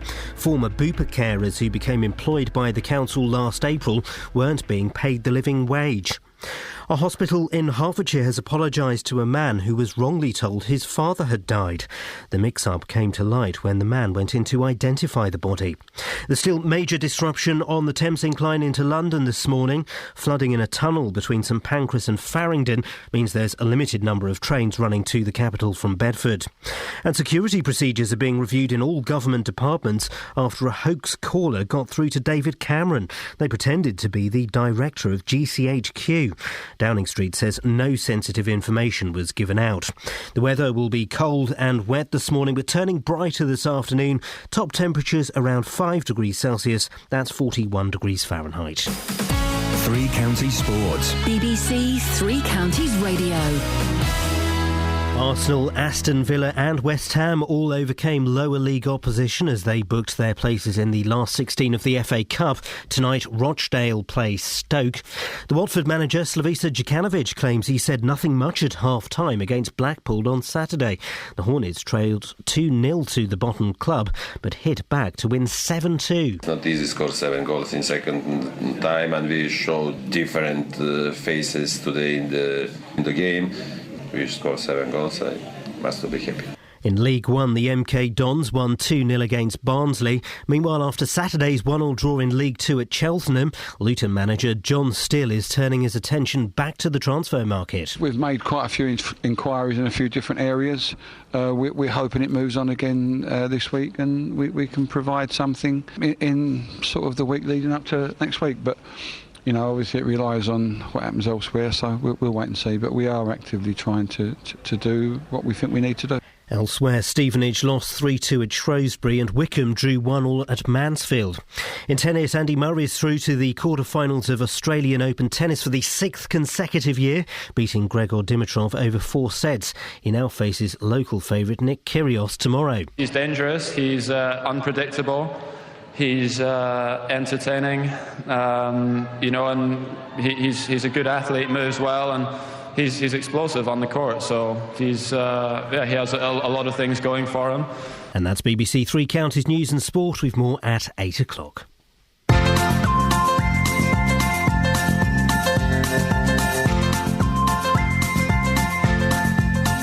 There's a voice that keeps on calling me down the road. It's where I'll always be. Every stop I make a new friend.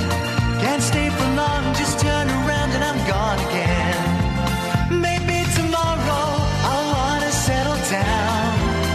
Until tomorrow I'll just keep moving on. Down this road that never seems to end. When new adventure lies just around the bend. So if you wanna join me for a while, just grab your hat, come travel light, that's hobo style. Maybe tomorrow I wanna settle down. Until tomorrow, the whole world is my home. So if you wanna join me for a while, just grab your hat, come travel light, that's hobo style. Maybe tomorrow I wanna settle down. Until tomorrow, I'll just keep moving on.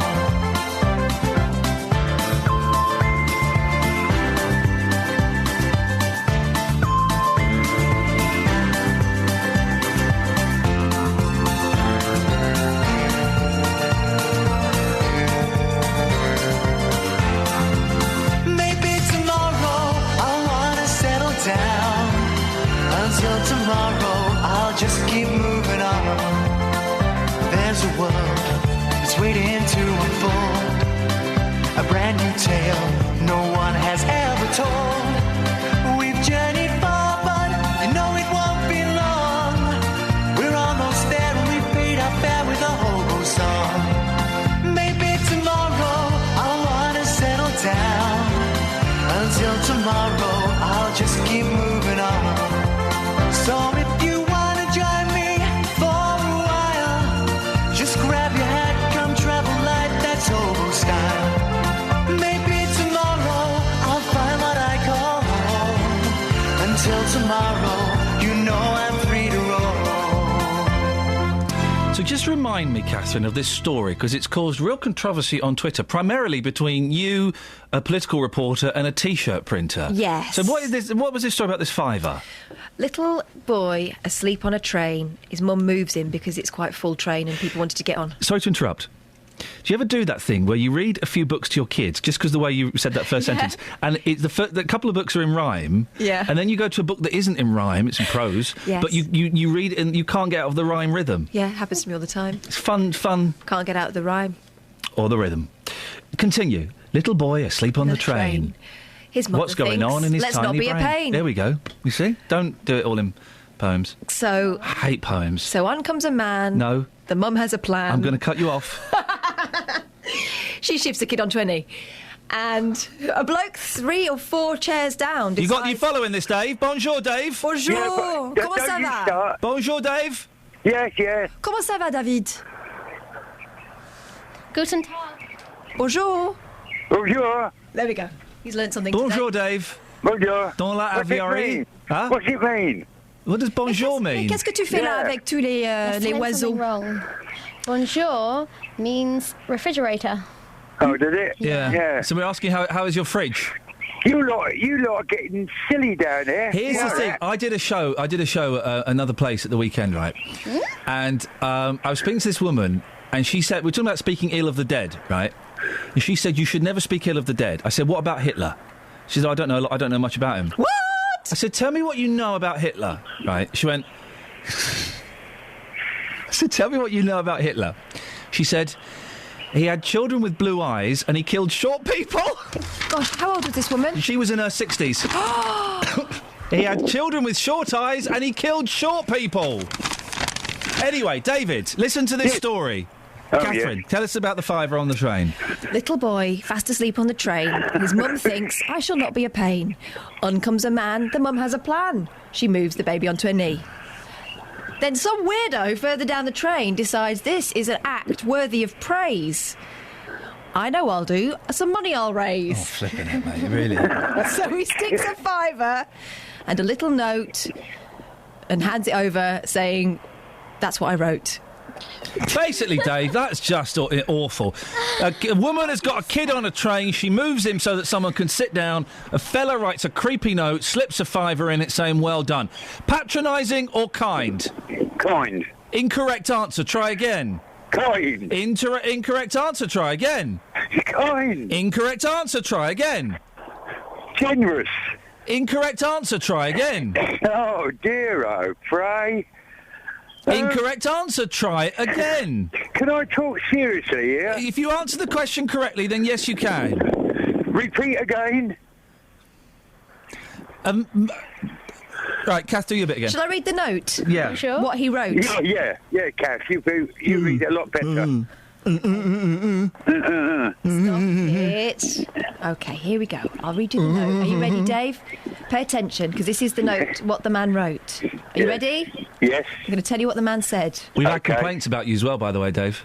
Have you? People are going to stop listening if you keep coming on. I'm going to stop turning up if you keep coming on. It's one person who only texts us when you come on, so to be honest, carry on. Kath's little girls. Yeah. Kath's little girl. You did it again. Loves me. No, she Like the doesn't. noise you make, but it's not Right, your noise. listen, forget it. A woman moved a child off a chair.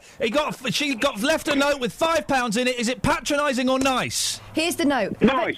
Have a drink on me. You are a credit to your generation.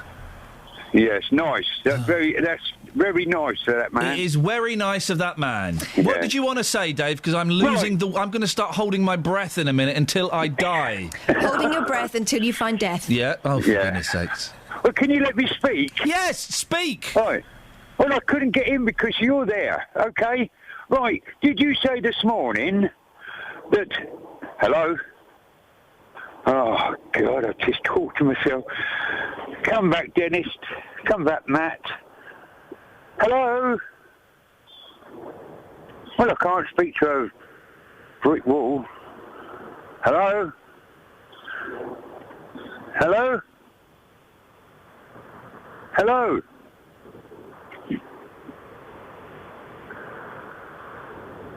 A chef nicked £78 worth of shopping from Sainsbury's, and you're encouraging him to come back onto the television.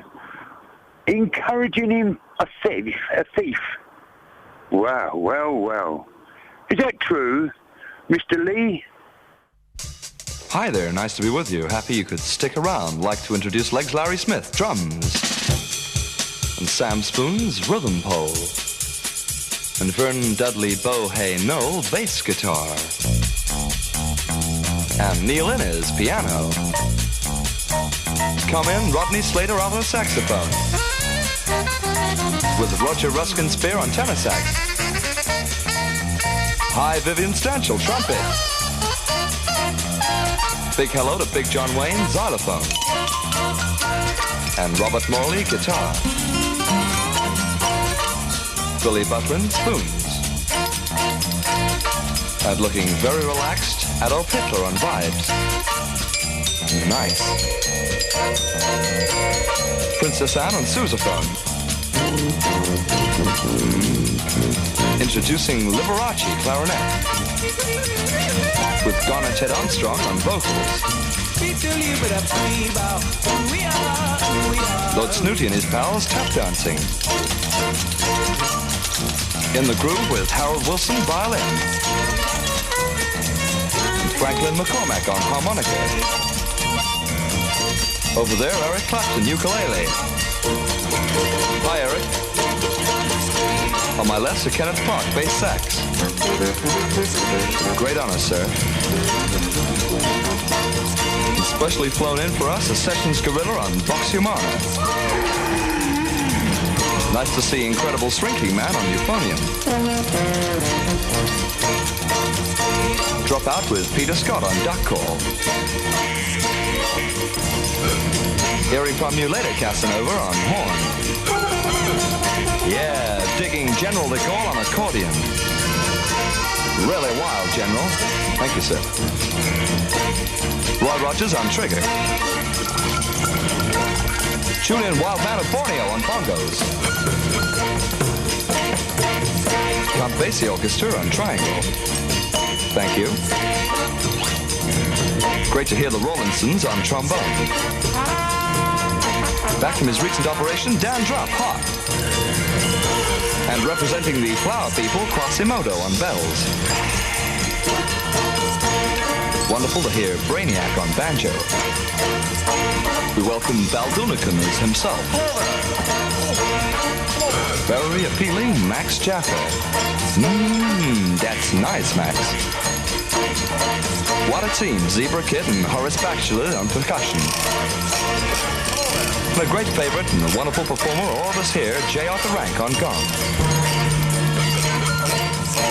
Well, we were miming all the instruments. Were you miming all the instruments, Dr. Watts? Oh, yeah. Bonzo Dogs were great. Listen, I've called up a couple of times. It's secret work call time again, right? Yeah, secret work call time, yeah. Well, look, Go on, fella. Bonzo Dogs did this tune called Jazz, Delicious, Hot, Disgusting, Cold. You must check it out. I have just treated myself to all the Bonzo's albums in a nice little box set for 15 quid. Wow, what a bargain. It's a bargain, and I will... Is it... Because some of their songs are a little bit rude. I would love to play Kama Sutra. Oh, it's superb, isn't it? It's hilarious. It's only a minute long, but I think for a BBC local radio breakfast show, if I were at another place I used to work at, I play it all the time.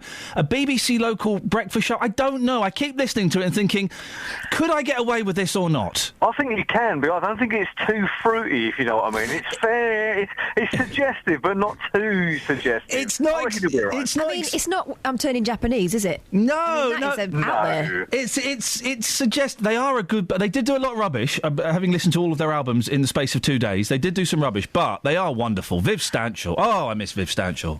You couldn't overload on the Bonzo Dogs. That's the problem. You listen to too much, it will blow your mind. I'll tell you what we'll do, Dr. Watts. Yeah.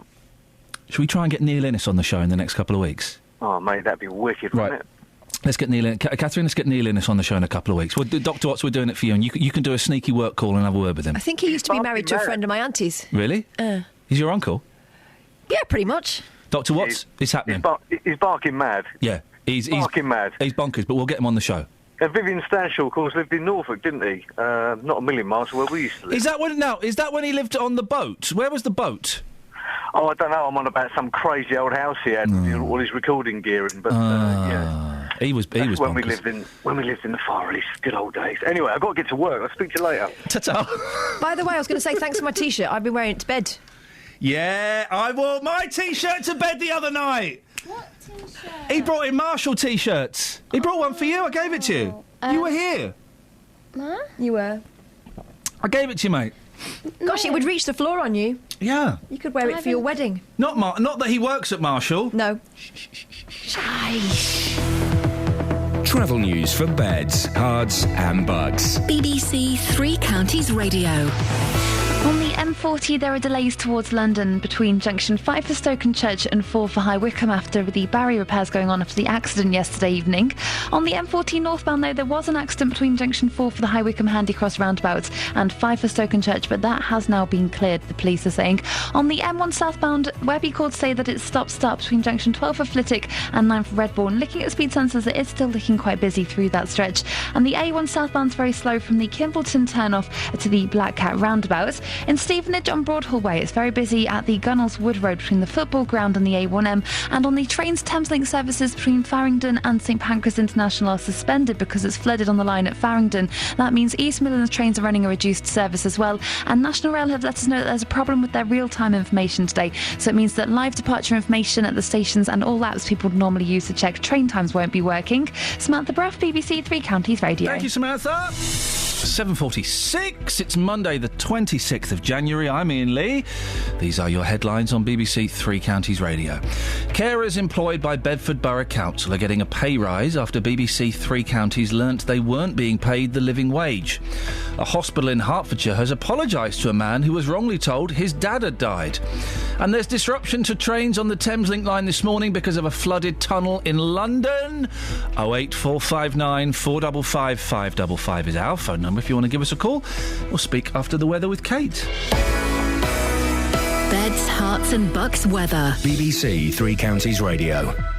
A reasonably mild start to the day across all three counties, actually. The temperature outside around 9 Celsius at the moment. You have got 1 or 2 spots of rain in the air, though, and a bit of cloud as well. But it is moving south and eastwards, and once it clears, we're going to get some sunshine. So a bright afternoon with some sunshine, but it's going to feel a bit colder as the temperature drops once this cold front clears this morning. So the maximum later on this morning is probably going to be around 10, 11 Celsius. By the end of the day, probably 7 or 8 Celsius. Overnight, once the sun sets, we've got largely clear skies, so a much colder night than the one we've just had. A slight frost perhaps tomorrow morning. The minimum temperature widespread around 1 Celsius. A chilly, bright start to Tuesday morning, but the cloud will increase tomorrow afternoon. Temperatures up to 9 Celsius, and that's your forecast. Thank you, Kate. Every weekday from 3. Let's talk about your story. They're little globules of it's chocolate. What is that sticking out of that? That's the abdomen of the ant. Roberto Perroni. Film critic Richard Fitzwilliams, welcome to the programme. Richard, will you be watching Rambo 5? They are unsubtle, they are silly, and they do not appeal. Overweight people are being ignored, humiliated and insulted on a regular basis. When you're in the supermarkets, people watching what you're picking up and passing comments. Can I ask you, Claudette, what does it cost to have a cycle of IVF when you decide, well, I have to have children? It all totalled to nearly £25,000. When you're in such a low and desperate place, you'll do anything. Roberto Perroni on BBC Three Counties Radio. 2 things I want people to call in about. I want you to call in about, dear listener. No, not you. I've just been reading David Lloyd's book on how to make great radio. Say you a lot. So I have to say you a lot. There's a book coming out by David Lloyd, who was my employer many years. I wouldn't be here if he hadn't given me a job about 10 years ago. He's a nice fella. I was down on my uppers. What does that... What are your uppers? And how can you be down on them? And surely that's a good thing. Is that to do with having worn your shoes out? I was certainly up on my downers at the time, but that's a different story. And he's written a book on how to make great radio, and I'm reading it, boy oh boy, and I think you should read it, Catherine. And Kelly, you should probably get the audiobook. I already know how to make great radio. Go on. You speak to the listener as you, as the person. Fair play. Yeah. And you never as say, the person, yeah. You never say bye. That's a switch-off moment. Yeah. I always say, I'm Iain Lee, thanks, ta-ta. bye. I say ta-ta. ta-ta. JVS. Ta-ta. It's a moment where people go... Well, I don't want them to listen to JVS. I want my figures... This is the cold, hard truth, OK? I want better figures than JVS. I want 8:59 to be a turn-off moment. No, that makes me look... Yeah, this guy, two thumbs and owns a fridge. This guy. Because the more listeners that JVS have, say, for example, their dials will be on Three Counties Radio for the morning. Yeah, because everyone's got a radio dial, haven't they? Was it 1983? Anyway, guys, that book's going to be... 103.8 FM. That book's going to be excellent because guess who's quoted in it? Boyle's quoted in it! This guy! This guy's quoted in it. Catherine, there's an... What does he say? He says, if you want to know how not to do radio, then you should listen to Catherine Boyle. She's rubbish. No. Words of wisdom from me. He quotes her in his book, page 9 of what is going to be a Bible on how to make radio. She gets a quote in it. Nice work, Boyley. Boom shakalak. I don't even get a look in. What did you have to do for that? OK, how did you become head girl? Now... 08459 455 555. So these are the two things I want you to call in about, dear listener. One, Dave's point was interesting. What, that he doesn't know what bonjour means? No, about Anthony Worrell Thompson. Yes. Yeah, I think Anthony Worrell Thompson should be back on television and radio. He nicked some stuff for 70 quid from Tesco's or Waitrose. He was driven to suicide. He was doing it because he was mentally ill. There was a compulsion, an addiction, an illness. There was something going on. He wasn't doing it because he was a bad man. And then what happens is he gets roundly shamed for it. And he wants to commit suicide. So, yeah, I mean, I didn't like him I found him quite irritating on television, to be honest. But if the only reason he's not on television is because he nicked 70 quid's worth of stuff from Tesco, well... Just checking, he's not a vicar or someone who catches bank robbers or someone, is he? No. So it's not part of his job to not nick? He's a TV chef, OK? He's a TV chef, and he has thoroughly apologised. He's been thoroughly shamed and humiliated. And there are people that have done much worse things, involving sexy things, involving drugs, involving all kinds of abuses, that get welcomed back into their job. So, I really strongly disagree with Dave. I think Anthony Worrell Thompson should be welcomed back with open arms. I kind of think there are other people out there as well. 08459 455 555. And the other thing... This mum, she was looking after a kid on a train. A fella saw it and thought it was nice, left a note saying, well done, that was really nice, here's a £5. Is that patronising or is it nice? I think it's really, really patronising. I think it's odd. Listen, I've got exemplary children, as you know. Not the youngest. Titch is not. She's a nightmare. Well, so, I've deserved more than a £5 for keeping her in line. But Big 'Un is nuts as well, actually. They are both nuts. But at the same time, people, when we go to restaurants and stuff, do tend to comment on how well behaved they are. And on planes, because you see two kids come on and you think, immediately it's going to be like feeding time at the zoo. It's not with my children. Well, it's Cowpole, isn't it? Yeah, mostly. So the but two it's nice things... to get a compliment, but I don't deserve paying for it. No. There's the two things I want you to give us a call about. 08459 455 555. Anthony Worrell Thompson, it would be hard to argue that he doesn't deserve a second chance. And that story about the kid and the mum and the £5, it's just weird, isn't it? Across beds, hearts and bucks. This is Iain Lee. BBC Three Counties Radio.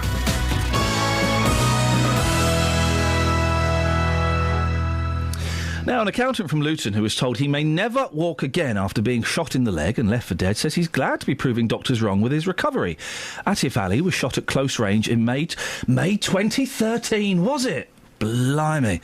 Whilst on his way to work. Well, last year, 2 men were jailed for life over a plot to murder him. Catherine, remind us about the background to this, please. Well, did you say it happened in May 2013? I remember this happening while we were at work. Yes. A young man, Atif Ali, nearly lost his life that day. It was on Leicester Road in Luton. He was driving to work and a car deliberately went into the back of his. When he got out, he was shot in the thigh. And it was a planned attack, and it was all down to a personal grudge by 28-year-old Shazad Maroof. Now, last year, along with the gunman, Bernard Pillay, he was jailed for life for conspiracy to murder. Atif spoke to us about what had happened at the time of the attack.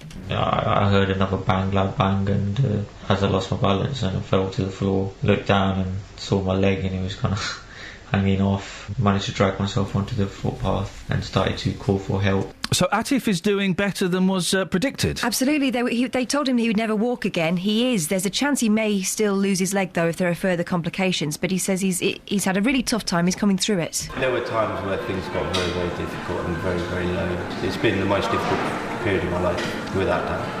And I wouldn't wish it upon anyone else. So how is Atif trying to put these things behind him, then? Well, in quite a big way. He's planning to cycle 35 miles from Luton to London. Flippin' heck. He's doing it next month to build 2 orphanages in Pakistan and Gaza. His friend Amer, who's a cyclist, is supporting him, and he's going to ride 12,000 miles around the globe to raise All right, Amer, no need to rub it in, mate, is there? Blimey. First leg will be everybody join us from Luton to London. Another leg will take us down to Dover, and then from then on I'll be cycling on around the world. OK, that cycle rides on the 28th of February, and Atif says that it's his family's faith and positive thinking that have helped him embark on this fresh challenge. You can achieve anything you want as long as you believe in it enough to achieve it. And there's a lot of people, millions of people in fact across the world, that would rather be in our position than theirs. If you can utilise your time to help them out, then why not? And you can see more on this story on BBC One tonight from 6:30 on Look East. Call 08459 455 555. BBC Three Counties Radio. I just don't get why you would leave a note. But you think it's nice, don't you? A note with a fiver in saying, well done, have a drink on me. It's encouraging mums to drink, which I don't approve I'm all of. for that. No. But it wasn't even from the guy that she'd moved the child for. No. It was from someone who'd been watching and decided to be a benefactor. It just makes me feel really creepy. You're a credit to your generation. I've been watching you. Wait, how does he know? How does she know the note was for her? It had her name on it? How did he know her name? Exactly. That's where it gets creepy. It didn't have her name on it. He must have just left it on the Could have been for anyone. Somebody might have done something really nice. I don't like... OK, here it is, right? Here's the problem I have with it. I don't like strangers communicating with strangers. Do you remember there was a restaurant in London that was really trendy because it had phones on the tables? And if there was a hot girl sat over there, I'll go, oh, that hot girl's on table 12. Hello, is that table 12? These are the guys at table 36. You want some of this? You want some of this? Nope. And all my friends would go, and it was like a trendy thing to do, and I just thought that sounds absolutely hellish. Strangers should not talk to strangers. That was before Tinder. Well, what's going to happen? You're going to become friends? No. Tinder, is that like Grindr? That's the one I've got on my phone. Kinda. Okay, kind of Grindr. It's just people. It's like when I'm out and people want to talk to me. It's that thing of I don't like the idea of a stranger slipping me money. It's kind of a weird obligation moment. It is a bit like when it's happened to me a lot. It's happened to me where you said, "Gentleman over there wanted to buy you a drink." Do you like the one show? Exactly. Has that ever happened? Yeah. Someone's wanted to buy you a drink. Yeah. Blimey, if they knew how much you drank, they'd. They wouldn't encourage that. I don't like it. It feels like it's a kind of, here's a fiver for me to spend some time with you. And do you accept the drink? No. Have you ever accepted the drink? Oh, yeah. I used to go out with a fiver in my pocket and come back with a fiver in my pocket. Hey! Me and my male friend were out. Yes? You all right? Yes. Me and my... Shall I tell you what I just said off mic? No. Me and my male friend were out and we bought drinks and somebody at the bar said no, they were already paid for. And we looked over and it was two gents. Oh, gents. We were confused. Were they in their 50s? No, they were the same age as us. They said that they saw us having fun and wanted to... join us. It's weird, isn't it? I don't like... this is one of the reasons I don't go out. I don't like people talking to me. I don't like the people in Tesco talking. You having a good day? None of your flipping bit. No, I'm having a really bad day. Things at home are awful. I'm thoroughly depressed and my kids are getting on my nerves. Oh, I love speaking to random people. But then tell them... If someone that says, oh, all right, how's it going? Why don't you tell them the truth? Yeah, Why don't you say, do you know what, actually, I've got a blinding headache, I'm thinking of moving out, and do you know what, I want to jack my job in. Why don't people say that? Some do. I do, and that's probably why no one talks to me outside school anymore. 08459 455 555. And also, you're too old to go to school, Catherine. Travel news for beds, cards and bugs. BBC Three Counties Radio. There are some delays on the M40 towards London. There are queues from junction 6 for Watlington to junction 4 for High Wycombe because of the barrier repairs going on there. And it's also starting to look slow northbound from junction 2 for Beaconsfield to junction 4 for High Wycombe. On the M25 anti-clockwise, it's looking very slow from junction 20 for Kings Langley to 16 for the M40. And there's an hour-long queue on the A40 Western Avenue from the Denham roundabout to the Hanger Lane Gyratory past Hillingdon, Northolt and Greenford. In Wendover on London Road, that's looking very slow on the speed sensors southbound, not helped by the closure of Ellsborough Road for roadworks. And on the trains, some Thameslink services and East Midlands trains in and out of St Pancras International will be suspended or cancelled this morning because of flooding on the line at Farringdon. The 812 from Luton and the 824 from Bedford have been cancelled. Samantha Braff, BBC Three Counties Radio. Thank you, Samantha. So, Anthony Worrell-Thompson, there is no argument for not letting him back on the telly. And leaving a fiver for that mum and a note, that's... Well, is it weird or is it nice? It's weird. local and vocal across beds, hearts and bucks. This is BBC Three Counties Radio.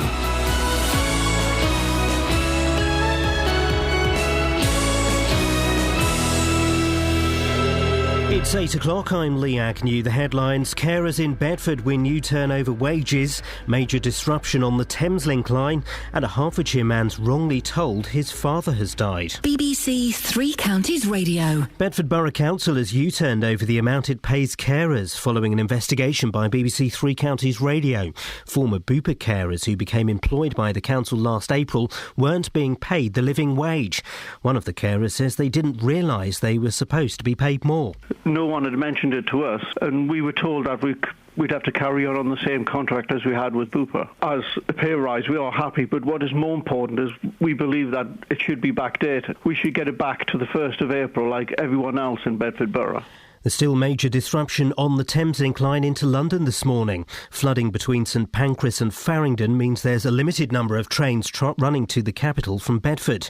Roger Perkins from Govia says 50,000 litres from a burst water main has poured into a tunnel since Friday. But there's so much water in the tunnel that we've got to wait for Network Rail to get it pumped out so they can then inspect it. We've got very much a reduced service running. So, unfortunately, it means that it's going to be very difficult for people this morning. A hospital in Hertfordshire has apologised to a man who was wrongly told his father had died. The mix-up came to light when the man went in to identify the body. David, who used to work as a nurse for the NHS, told Iain Lee he understands how a mistake could happen. If you've got a lot of patients, which most of the trusts do, you don't necessarily see the patients during your shift always, and if it's halfway between two shifts that someone arrests or passes away, it's an easy error to make because you're just grabbing the folder and ringing the person. Security is being reviewed across Whitehall after a hoax caller claiming to be the head of the intelligence agency GCHQ was put through to the Prime Minister. Downing Street said David Cameron ended the call when it became clear it wasn't genuine. An accountant from Luton who was told he may never walk again after being shot in the leg says he's glad to be proving doctors wrong with his recovery. 2 men are serving life in prison for attacking Atif Ali on his way to work in May 2013. Atif can now walk again and is planning to cycle from Luton to London next month for charity. You can achieve anything you want as long as you believe in it enough to achieve it. And there's a lot of people, millions of people in fact across the world, that would rather be in our position than theirs. If you can utilise your time to help them out, then why not? And you can see more on this story on Look East on BBC One this evening.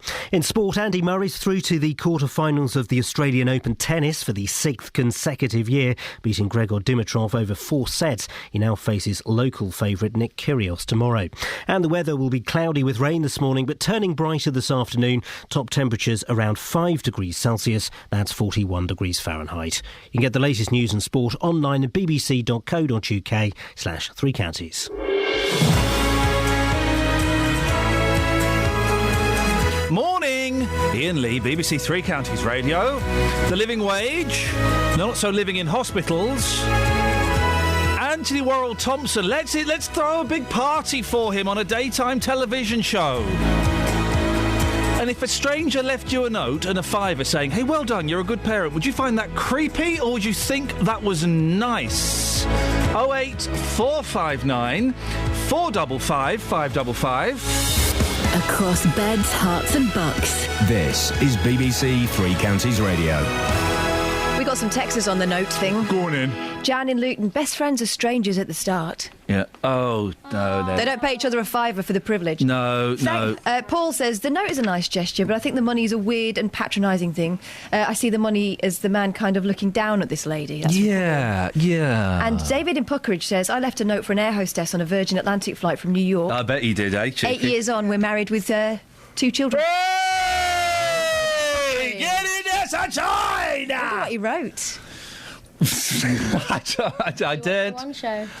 daren't hazard a guess. Though OK, let's say it.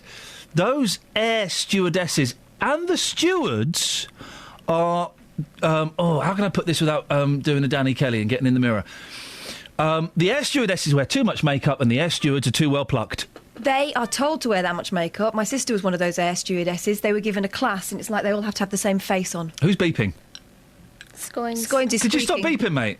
Trying to do a radio show. He's doing it again! What? Why is Stop he in that. Honestly, gosh. And why is he not speaking? Well, I know he can hear me. He's just squeaking.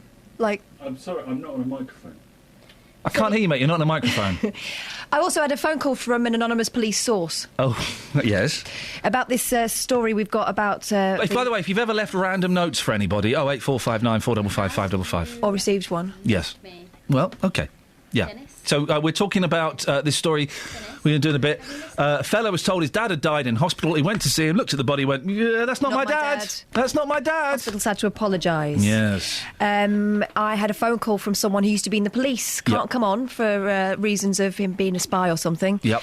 And he said to me that he and a new police officer went to break some bad news to a woman. Oh, no. Go on. That her husband had died. Oh, dear. It was a guy with the same name. Yeah, would be. Just so happened that her husband had gone to hospital. What she didn't know that he's come home and he was upstairs in bed. So they break the news. She is distraught. Yeah. Then he pads down the stairs and says, "What's going on?" Oh, honestly, I was watching Mind Your Language yesterday on YouTube. Yes, definitely. Exactly the same thing. Well, not quite the same thing. Very similar. The Spanish man thought that Barry Evans, the teacher, had died. They went to his funeral, and then he turns up at the funeral. Why would he go to someone else's funeral? Because he knew that the foreign kids had gone there, so he went there to try and get them. And then he ended up in the grave. It was awkward. That doesn't happen, does it? No, but it's 08459 455 555. Yeah. Across beds, hearts and bucks. This is Iain Lee. BBC Three Counties Radio. OK. A couple of years ago, Bedford Borough Council made a big deal about becoming a living wage council, meaning it was going to pay its staff much more than the minimum wage. But some care home staff say they've been ignored because they used to work for private company Bupa. They haven't been given the same deal since the increase was brought in April last year. Well, we invited Bedford Council to come on the programme this morning to explain why the former Bupa workers haven't got the living wage. We were told that no one was available, but late on Friday night it was confirmed that the living wage would be paid from February. Well, I'm joined by Steve Sweeney from the GMB Union, which have been calling for the workers to be paid the living wage. Morning, Steve. Morning. So the workers will be getting the living wage from February. How does that make you feel? Well, obviously that's it's a very welcome step. As you've rightly pointed out this morning, that Bedsborough Council are a living wage employer, so the workers there should be entitled to living wage. The issue remains, obviously, that they started work for Bedsborough Council back in April last year. So there's the issue of the payment of the living wage backdated to then. Well, the council have said that they're not going to make the payment retrospectively due to the nature of the TUPE regulations. We're unable to backdate the transfer onto our terms and conditions. Are you going to appeal that? Are you going to complain about that? Well, we're currently seeking advice on that, and of course, as with any legislation, the TUPE legislation, it sets out minimum standards, and that's the minimum that the local authority needs to comply with. But of course, the issue is our members have been paid, and all the staff have been paid minimum wage for what is a very, very difficult job, and of course, as the local authority is a living wage employer, we believe that they should be entitled to that pay backdated, and that's what we're going to be pushing for. It's not. It's a voluntary thing, isn't it? So it's not compulsory. And of course, your members knew the wage when they took the job. For Bupa, yeah. They knew it was a minimum wage, didn't they? They knew that. Yes, they did. They knew it was a minimum wage. And they didn't know that they didn't even. That doesn't necessarily. That obviously doesn't. That doesn't make it right. And of course, one of the things that a trade union does is fight for better terms and conditions for our members. And of course, I think the point is that they were employed by the local authority from the 1st of April or the 31st of March, and that employer pays its staff the living wage. So if it's good enough for the rest of the staff, it should be good enough for the Bupa staff or the ex-Bupa staff that have been brought in. Steve, I appreciate your time this morning. Thank you very much. Patrick Hall is Labour's prospective parliamentary candidate for Bedford and former MP who supported the introduction of this wage at the time. Morning, Patrick. Good morning. Why was it not applied fairly to all workers at the start, the living wage? Well, as Steve said, it's to do with the law and the regulations and transferring staff from one employer to another. They changed from being Bupa employed to council employed on the 31st of March. The living wage was brought in on the 1st of April. That's right. So the borough. So what went wrong? It's to do with the transferring people from one set of conditions to another. So you don't change your conditions overnight, and people are transferred across. This happens all over the country, and it's taken 10 months to do the transfer. So why is it not being paid retrospectively? Well, you really have to ask the Borough Council about that, because they deal with the details, not me, nor Steve, as he said he's taking advice. Look, I mean, in an ideal world, they should have gone on to the living wage on the 1st of April last year, I agree, but they didn't. But they will be on the 1st of February, so that's actually good news. And not only will they be on a higher wage, a wage that they should be on, but they'll now receive sick pay and premiums for the night shift and that sort of thing. And do you think it should be backdated, Patrick? If possible, of course. Absolutely, because they joined the Borough Council staff on the 1st of April last year after being, if I may say so, exploited by Bupa for very many years. And these 200 or so care workers, they're amongst the few in the country who are actually on the living wage rather than the minimum wage. So there's a good story here. It's not perfect, but it's actually exploited by Bupa for many years. You say that would imply they've been exploited by Bedford Borough Council for 10 months. No, I don't think so. Well, it was the same conditions, the same pay. Look, there's a good news story here. Not all stories nowadays are good. This is working in the right direction. I congratulate the Borough Labour Group for taking this initiative and the Borough Council for uniting behind this. I wish it was happening to more people in this country. We might get out of our problems a bit more quickly if we paid people properly. But do you wish it was backdated? I said that, yes. And in an ideal world, I hope that that would have happened. And in this world, I hope that the union is successful in trying to negotiate something. But even if they don't, what is happening is positive. Is it affordable for everyone to get the living wage, Patrick? Yes, because it makes total sense for the economy, because people on low wages, if they get an increase, they spend it all. They spend it on living. If you give tax cuts to the very rich like this government, they save it, so that doesn't help anybody. So this helps to recover the economy for everybody, and it makes total sense. Patrick, thank you for your time. Patrick Hall, Labour's prospective parliamentary candidate for Bedford. Across beds, hearts and bucks. This is Iain Lee. BBC Three Counties Radio.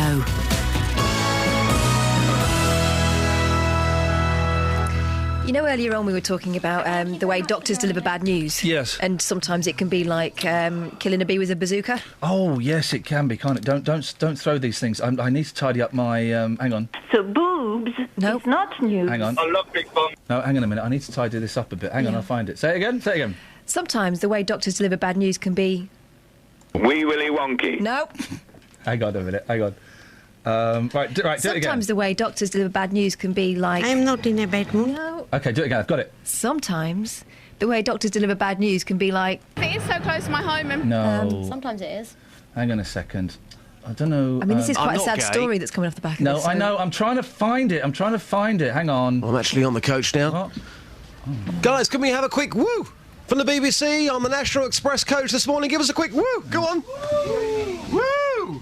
Grot bags. Should we just do it without the clip? Grot bags. Got it. Go. Got it. Sometimes the way a doctor delivers bad news can be like... It's like killing a bee with a bazooka. And we were talking about this flowchart that we found. Yeah. Now, we're told that West Herts Hospital... Sensitively handled, guys. You can't argue with the stats. NHS Trust has put a copy of a flowchart like the one we have been looking at this morning. Yeah. On the wall to remind... Not necessarily on the wall, on the wards to remind staff how to behave. OK. And you said nurses are usually pretty good. Sometimes the doctors can leave a little to be desired. Yes. Here's a message we've had through on the text. The worst care I ever had from a doctor was in Cambridge. Oh, yeah. This is a horrible story. Oh, okay. When my wife was in the early stages of pregnancy, and on a checkup, the doctor said, and I quote, "Oh, OK, so your baby's dead. Unfortunately, these things happen. Better try again."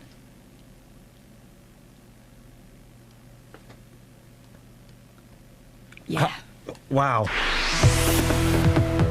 Travel news for beds, cards and bugs. BBC Three Counties Radio. On the M40, there is some delays this morning. There's a lane closed in both directions between Junction 3 for High Wycombe East and Junction 4 for High Wycombe. So northbound, that's causing queues from Junction 2 for Beaconsfield, and towards London, it's causing queues from Junction 6 for Watlington. On the A40 East Western Avenue, it's looking very slow from the Denham roundabout towards the Hanger Lane Directory. It's taking nearly an hour to get through that stretch. And in Aylesbury on Old Stoke Road, that's been partially blocked by an accident between Chestnut Crescent and Taylor Road. In Wendover on the A413 London Road, it's looking very busy southbound because of the closure of the nearby Aylesbury Road for roadworks. And on the A1 Great North Road, it's very slow between Station Road for Tempsford and the Black Cat roundabout through the roadworks. Looking at the trains, and some Thameslink and East Midlands services in and out of St Pancras International will be suspended or cancelled this morning because of flooding.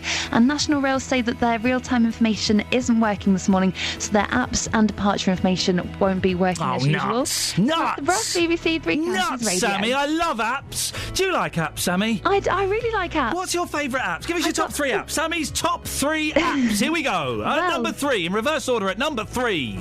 Public transport for London.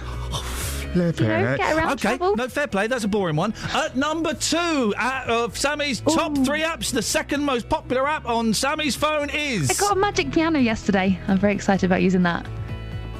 OK, at number 1, is it Tinder? We don't know. We'll find out. What is Sammy's favourite app? The news. Oh, flip it. Oh, goodness gracious me. 8:16. It's Monday the 26th of January. I'm Iain Lee. These are your headlines on BBC Three Counties Radio. Carers employed by Bedford Borough Council are getting a pay rise after it came to light they weren't getting the living wage. A hospital in Hertfordshire has apologised to a man who was wrongly told his father had died. And a flooded tunnel in London is still causing disruption on the Thameslink line this morning. BBC Three Counties Radio.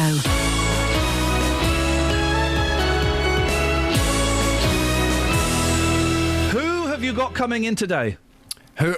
Me? Yeah. You've dressed up smart. You've got a shirt and a jacket on, which means you've got someone coming in. Well, I have actually got someone coming in today. Yes. I've got a lady coming in to talk about a cockerel. Oh dear, I can see where this is going. What? I can see where this is going. She's apparently fed up of the noisy cockerels where she lives. Okay, so I'll be meeting her. Okay, I know where you're going with this. Not on my show, sunshine. No. We'll have no one talking about a noisy cock on my show, all right? I'll save that for your filthy programme at 9. Do you have a nice weekend? Oh, not really. I had a frustrating weekend. Didn't ask. He's going to tell me anyway. Frustrating. He's telling me to do with Harpenden Recycling Centre. I didn't ask. What happened, Johnny? No, I'm not going to tell you. I'll reveal all on my show. I know about your carpet. Yeah, don't and even a trailer. Don't even get me started. Well, and a lack of permit. Jobsworths. What did you try and dump carpet in the recycling centre and they said no? I'll tell. You're not really interested. No, I am now. Are you? I'm a little bit. You're very good at teasing in many, many ways.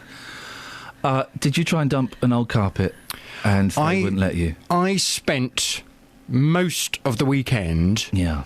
When I wasn't working, ripping up all of the carpet from my house. Because I'm being recarpeted, I'm being relayed. Oh, you're going to have the most wonderful afternoon when you go home and you walk through the door and you smell the fresh carpet. There's nothing better. It only lasts an afternoon. But then it'll ball up all the time and you have to keep hoovering it. Yeah. You're not supposed to hoover it for like a week. Yeah, but then you just get all that kind of fluff bunnies. Well, I'm being recarpeted, but of course, in order to be recarpeted, you have to remove old carpet. Yes, so I spent most of the weekend with a Stanley knife on my hands and knees, hacking it up. Good for you. Into manageable pieces. Well, of course, when you've got an entire house worth of carpet, it's quite a lot of carpet. Yeah.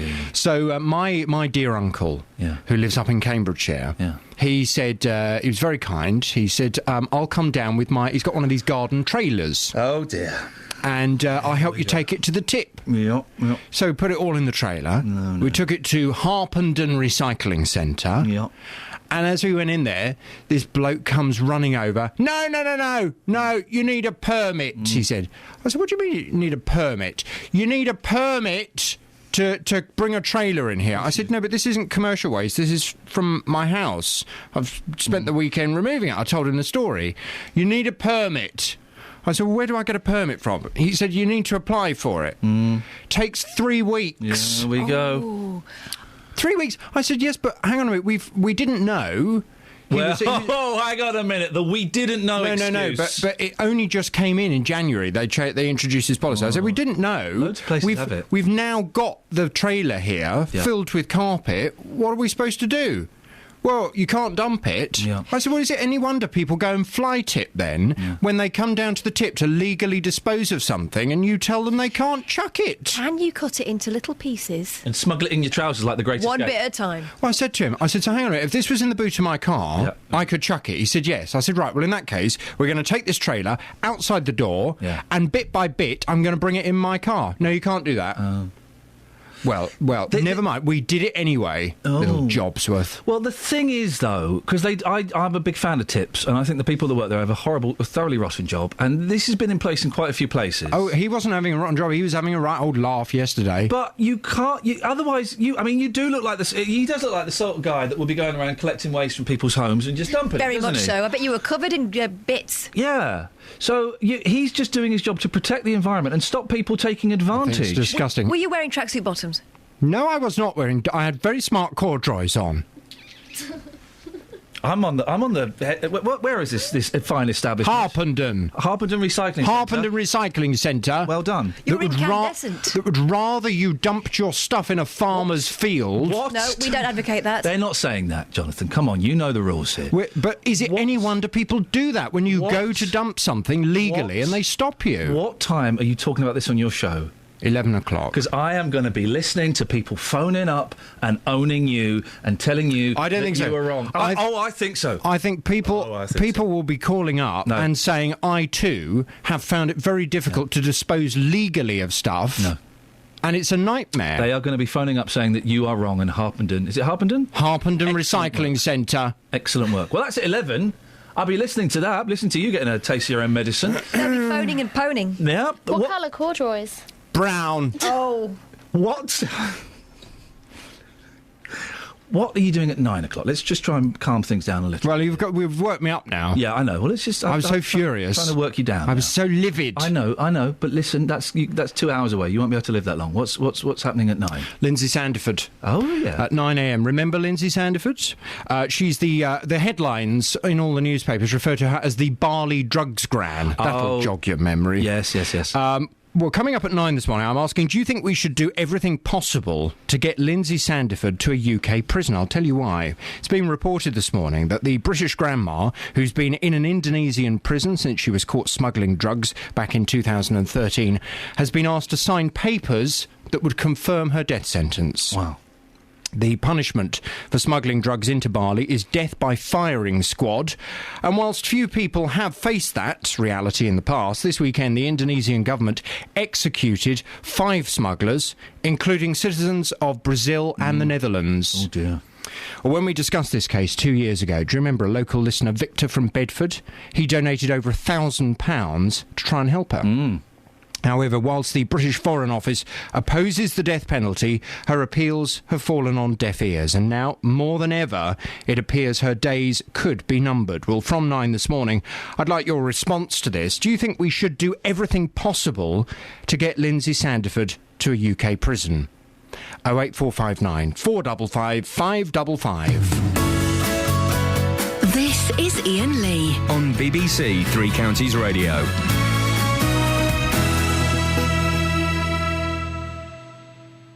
Common not here, it's not. In civilization. It's a common thing. You need a licence if you're taking a van or a trailer like that to the recycling centre.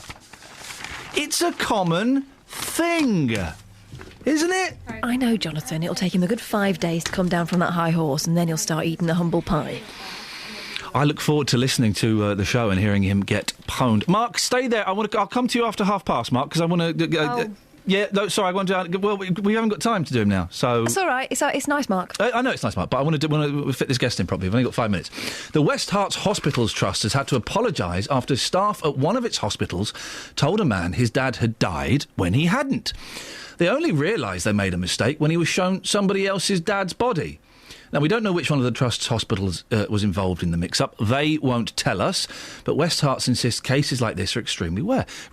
Well, is it Leela or Layla? Sorry, Layla? Leela. It's Leela. There we go. I got it right. Leela, thank you, Leela. Leela Collins, you're a psychologist. Yes. I can't even begin to imagine what this would be like for this poor bloke to go through the trauma of being told his dad's dead and then realising that actually he's not. Well, it is.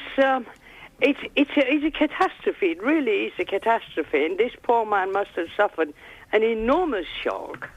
But the thing is, do we consider this a catastrophe or is it an opportunity? Oh. In that, he now can look back and say, thank God there was a mistake and my dad's not dead. Now let me go and talk to him and set the records right. If there are any problems, if there are any untold stories, if there is anything we can do to make our relationship better or repair it, and learn from it that this could happen. So let's make the best of it. That's an interesting way of twisting it around. And, of course, it would be great, wouldn't it, if we could all say what we meant to say before somebody died? Well, very often we regret, say, only if I told him I loved him, only if I told him I didn't mean whatever it is I said or I did. But this is an opportunity that this man is afforded to set the record straight and make peace with his dad, if indeed he needs to. Could it have a detrimental effect on him, though, the trauma of having to go through this? Yes, it could make him feel very anxious and very insecure, bring about existential anxieties that this sort of thing could happen to him too any time. It is going to make him over-anxious. But, of course, it depends on whether his dad is ill or has been in hospital, or in fact there is nothing wrong with his dad. You've got to take the circumstances into account as to what is actually going on. If he's fine, that's okay. Nevertheless, he's going to be anxious and worried, and every time the phone rings, he's going to be worried. Are they going to give me bad news? Yeah. Leela, I've got to move on. It's great to talk to you. Leela Collins, psychologist. Thank you very much indeed for that. Yes, that's right, dear listener. On my show, on BBC Three Counties Radio, we've discussed existential angst. Yeah? Take that, Nick and Roberta and Jonathan. We've discussed existential... I don't know what it means. Going to look it up, yeah. We've discussed it. Existential angst. That's a good name for a band. You can have that one, kids, if you're starting a little band out there, a little rock group in your mum and dad's garage. You can call yourselves that, or it could be the name of your first single. I'm not fussed either way. Have we got any texts? We have. Do you want another... Yeah, go on. Careful now. Yeah, let's steady ourselves for this. Go. This is from Helen in Milton Keynes. Morning, Helen. A young PC came to tell my mother that my nana had died. With the words, "Did you used to know someone called..." My mother said, yes, and he then said, "She's dead," and walked away. I mean, there are ways of doing it, aren't there? Flippin' heck. 08459. How much support have we had for Worrell Thompson? Has anyone... One. Go on. I think. Tony says, Anthony Worrell Thompson... Tony is talking about Anthony. OK, Mr WT, yeah, go on. ...has brought Tesco to its knees. If you want to leave a fiver for anyone, donate it to poor Tesco. It's such a shame all round. No winners here. Travel news for beds, cards and bugs. BBC Three Counties Radio.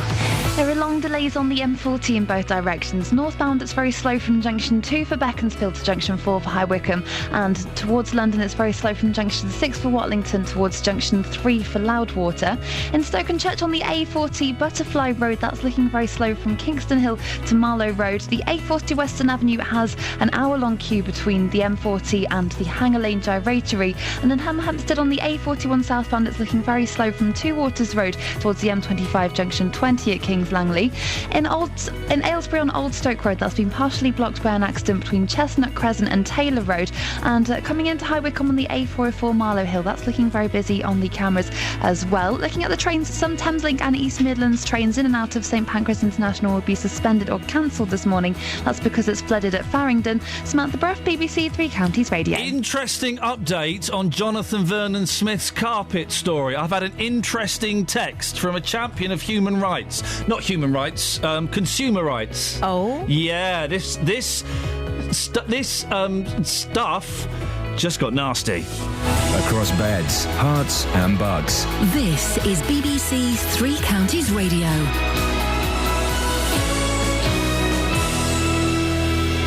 It's 8:30. I'm Lee Agnew. The headlines: carers employed by Bedford Borough Council are getting a pay rise after it came to light they weren't getting the living wage. The former Bupa carers were taken on by the council last April but were left on the minimum wage. A hospital in Hertfordshire has apologised to a man who was wrongly told his father had died. The mix-up came to light when the man went in to identify the body. There's still disruption on the Thames Line into London this morning. Engineers are trying to pump 50,000 litres of water out of a tunnel near St Pancras. And security is being reviewed across Whitehall after a hoax caller claiming to be the head of the intelligence agency GCHQ was put through to the Prime Minister.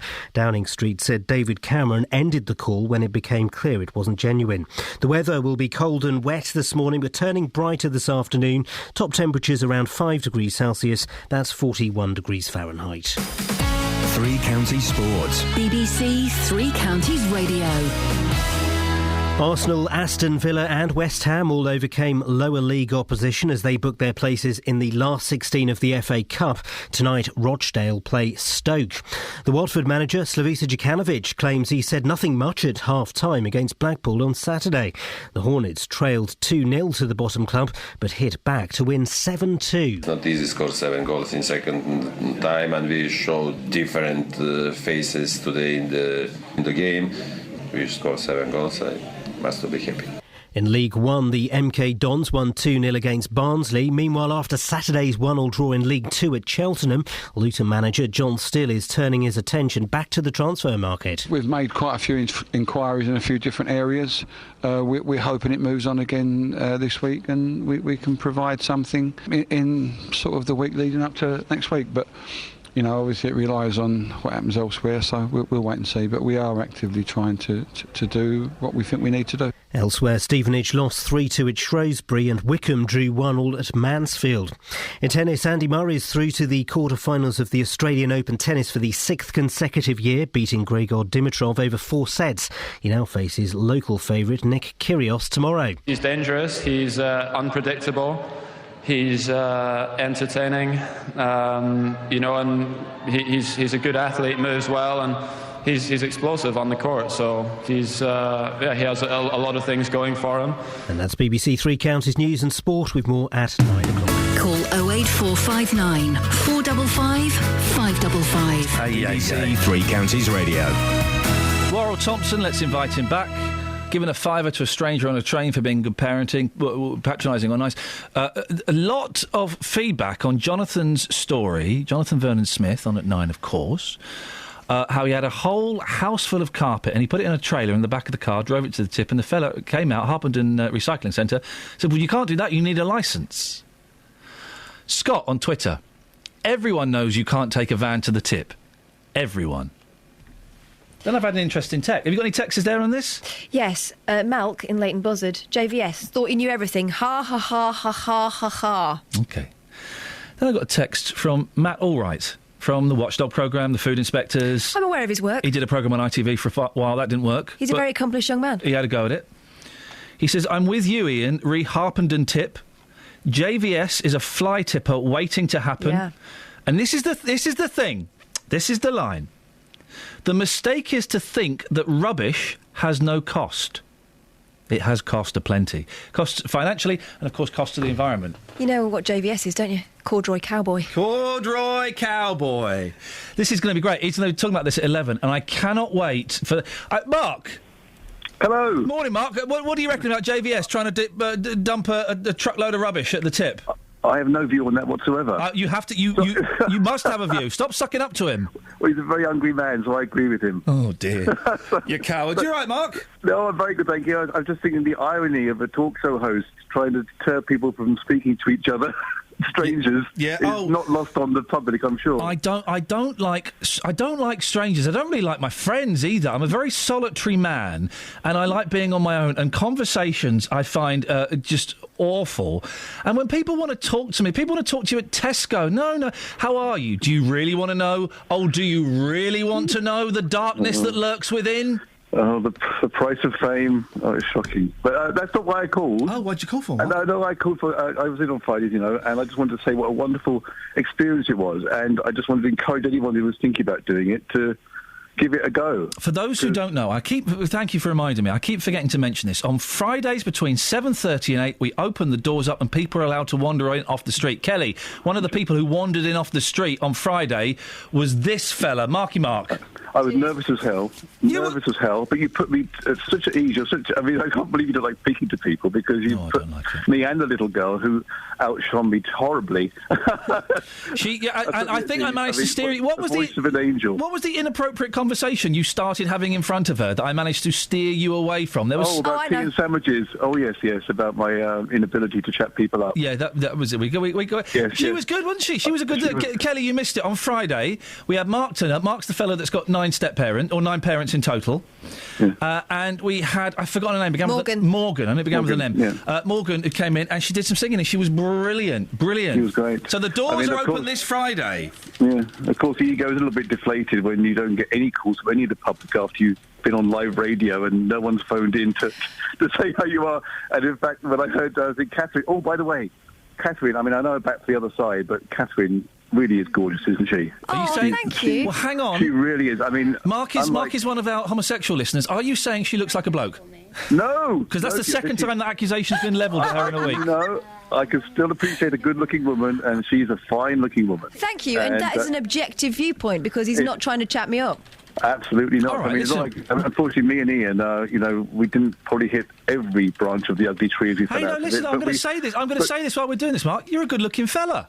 Oh, well, that was the lighting. You're a good-looking fella. Now I know you're not blonde. I thought you'd be blonde. Now I know you're not. Yeah, good-looking fella. Do you know what I really liked? Yeah, go on. The chunky cardi. Yeah, very nice. Well, Mark, listen, it was very kind of you to come in. I hope you enjoyed it, and thank you for letting us know that you're still alive. And thanks for the comments and feedback. Thank you very much. No, and say anyone who wants to do it, they should give it a try. Thank you, Mark. Ta-ta. There you go. You see. Just to say, if you're looking on Twitter this morning and you see a photograph of me, it's not my best day. In real life, though, I'm not bad. I don't look as much like Paul Scoins. Gay men fancy you. Which I don't know if that's good for a woman or not. It's in the podcast, yes. It's in the pod. It's a weird podcast last week. But I thought it was quite good, though. Have you listened to it? Yeah. I never do. Brian's in High Wycombe, of all places. I was going to say I was in Brian last week. I don't think I was, but I was in High Wycombe last week, Brian. I get down there sometimes. I was ringing in to apologise to you because I rang up the other day and kept you talking, didn't realise that you're not so keen on chatting with people. Oh, blimey, no, listen. When I'm doing it... OK, let's put the cards on the... I enjoyed talking to you. It was fun. In this context of a radio phone-in show, I can do it because it's kind of not real. There's a microphone. I can look to two of my friends over there for a little bit of comfort and hand-holding. You two guys. Oh. It's just out in public, Brian. I get all stammery and I get uncomfortable. And I don't know how to... I must have missed the day at school where they taught you how to do small talk. I can't do small talk. No, I do selectively. I wouldn't walk up to you in the street just because you're Iain Lee. But as the other day, my wife and I sat opposite two people, as you know, who are made up. Husbands and wives have really done all their talking, and they sat there, and I broke into conversation, and we had a lot of things in common. How did you broach that conversation? What was your in line? I think it was probably a common one, like, do you come here often? Oh wow, Brian. Next you'll be asking them if they like the One Show. No, I'm not quite sure, but it was. It was obviously. The worst thing, Brian, is when I've been fortunate enough in my life to travel solo on a plane sometimes, not fly it, but as a passenger. The worst thing is when you're on a flight to America that's like 7-8 hours, and then the person next to you wants a conversation. I don't want to talk to a stranger for 8 hours. No, that's probably pushing it a bit. It's hard work, and I kind of do the pretend to fall asleep thing. But no, Brian, listen, you're very kind, but I thoroughly enjoyed talking to you the other day. Oh, well, I'm glad to hear it. I'm glad I didn't offend you. Not in the slightest, and make sure you call again, please. 08459 455 555. In this context, I can do it, because it's not real, and I got the power to cut people off whenever I want to. When you're done. Like that, you see. So, and then I can bring them back in. Hello? And then cut them off again. But in the environment of a supermarket or a bar or a foyer of a movie or an aeroplane, I don't like doing it. Well, I have difficulty. Here I'm in control of the situation and the scenario perfectly, and I can just manipulate them as I want. When you've already said hello to them and had a little chat with them, I give them a one-liner, usually, like give them a little smile as I leave. What's your one-liner? It might be anything. I'll just do a joke anyway, and I'll say something hilarious. It comes easy to me. I don't make it. I make it up on the spot. It's like I'm an artiste.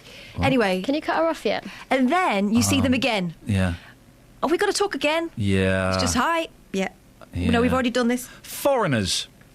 I like them. I don't like foreigners. Oh, I like them. I don't like foreigners when I'm a foreigner and I'm in a foreign queue, and then foreigners from other countries so they're also foreigners, not just to me but to the queue, they start talking. Americans, Canadians, and Indians, and Germans and Russians. They will not stop. I remember queuing outside that art place in France. And the Louvre? No, I was fine, thanks.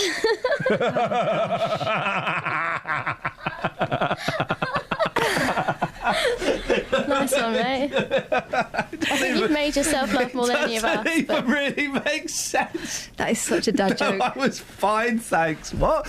Retrospectively, I didn't need a wee, so I was okay, but thanks for asking. No, the glass one. Yeah. No, not the Louvre. It is. It doesn't even make sense. No, I was fine, thanks. No, it wasn't the Louvre. It was the glass one. No. Oh, I know, Pompidou. Thank you, Pompidou. No, I'm all right, thanks. No, that wasn't me. That was the kids. I wouldn't call it the glass one. I'd say it was the pipey one. It's made of glass, mate. It's got a lot of pipes. Yeah, it's made of glass, mate. It's got the pipes. Yeah, it's got big windows. It's got anyway, a huge pipe. People, foreigners talking to me all the blooming time. Oh, go away. In the end, I ran off with the kids to a circus. I like. Pompidou. When I used to, those the boys. When I used to live abroad. They do Pompidou a lot at the moment, actually. Oh, really stinky ones. When I used to live abroad, what I used to like is when someone would get on and they'd be speaking English thinking that no one else in the train understood it, and I'd be listening. Great story, mate. Great story. Thanks for that. After the success of Louvre and Pompidou, you've really brought the show crashing down. And that's... Can I put you straight through? Yeah, put them straight through, Kels. Stay on the line, caller. You've ever Guggenheimed? Yeah, but my mum's listening, so don't. Andy's in Luton. Good morning, Andy. Good morning, Ian. Pompidou? How are you? Louvre? No. Thank you. What have you got for us, Andy? I think that conversation should be being held between people a bit more. Everybody's so dull and boring now. Everyone's on their phone or reading their computers, and no one's ringing their computers. How do you ring your computer? No, looking in their computers. You said ringing. No, I didn't. He said reading. He didn't. You need to listen more. But this is the thing, because Andy sounds like can I be honest, Andy? Yeah. You sound like a dull bloke. I would hate to be stuck next to you on an aeroplane. Well, you should get out a bit more and start talking to people. You might find out a few things about people. I know everything I need to know about people. I think that's the trouble with this world. People don't talk to each other enough. That's why we've got all the problems in the world. Are you saying that, all the terrorism, all ISIL, Paris, none of that would have happened if we just spoke more? That's if we had conversations while we were queuing for our fish and chips? Yeah, more talking to each other. Should we try it out? Well, go on, Andy. Start a spontaneous conversation with me. All right. All right. Which football team do you support? Oh, I don't like football, mate. Right. What do you like then? What? What sort of things do you do? What sort of things do you like? I'm just queuing up to get in the Louvre, mate. Andy. Yeah. Do you like the One Show? I do actually, yes. If anyone wants to start a spontaneous conversation, I tell you what, Andy, can you say? I like Alex Jones, I must say. Yeah, okay. Andy, are you free for the next few minutes? Yes. Right, stay on. Call him back because if you want to have a conversation with Andy, 08459 455 555. He's got some great moves. What football team do you like? I don't like it. What do you like then? That is a good opening gambit. If you want to have a conversation with Andy, 08459 455 555. Travel news for beds, cards and bugs. BBC Three Counties Radio. There are still very long delays on the M40 in both directions. Northbound there are queues from junction 2 for Beaconsfield towards junction 4 for High Wycombe, and towards London there are queues from junction 6 for Watlington to junction 3 for High Wycombe East. In Stoke-on-Church on the A40 as a result it's very slow on Butterfly Road between Kingston Hill and Marlow Road, with people trying to avoid those problems on the M40. Looking elsewhere at the motorways, the M25 anti-clockwise is queuing between junction 20 for Kings Langley and 15 for the M4. On the A1 southbound it's looking very slow between junction 9 for Letchworth and 7 for Stevenage, and in Stevenage on Broadhall Way that's looking very busy in both directions around Gunnelswood Road between the football ground and the A1M. On the trains, some Thameslink and East Midlands trains in and out of St Pancras International will be suspended or cancelled this morning because it's flooded at Farringdon, and National Rail say that their real-time information isn't working, so apps and train departure boards won't be working as usual. Samantha Brough, BBC Three Counties Radio. Thank you, Samantha. If you want to chat with Andy, 08459 455 555. Teach me how to do small talk, please.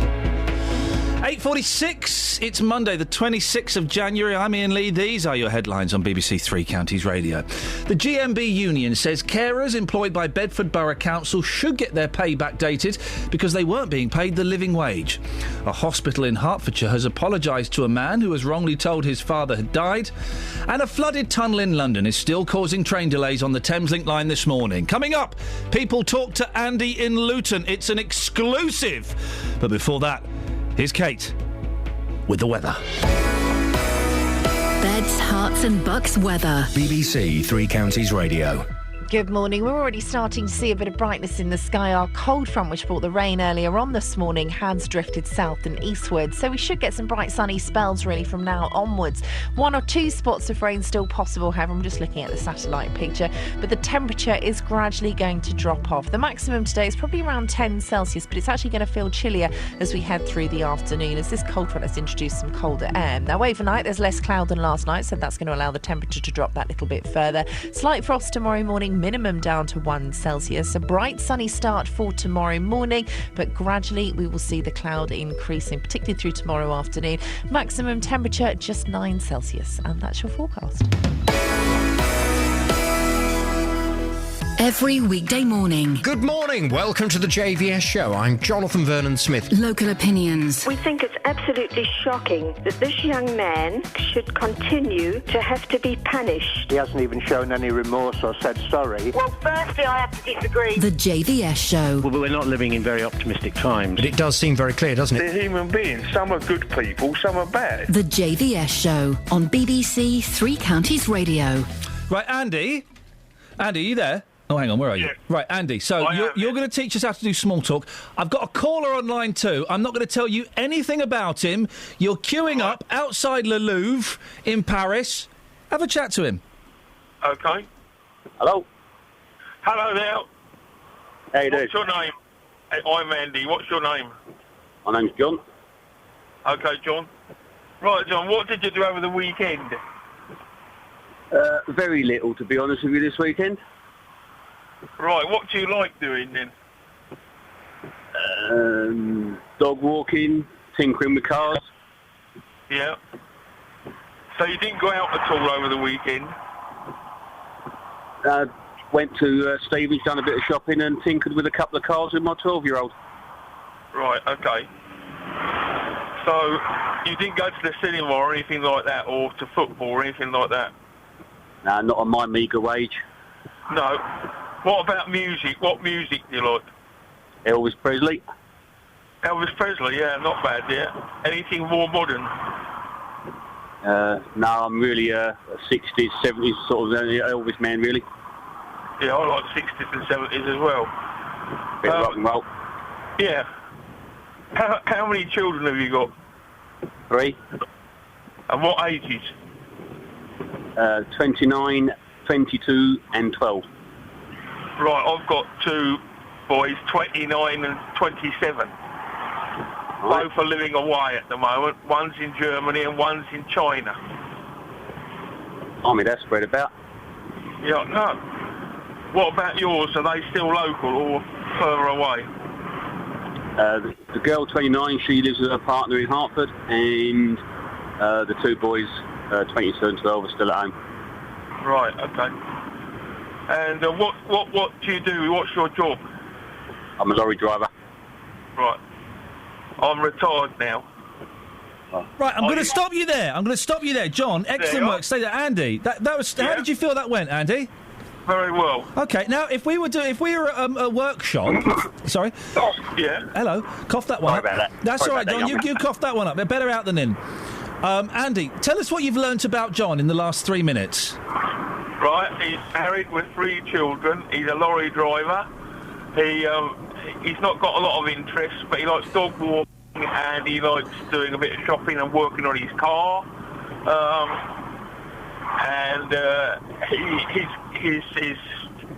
You know, that's the sort of thing I've learnt about him. So I've learnt quite a lot, really. Okay, and what use is that knowledge?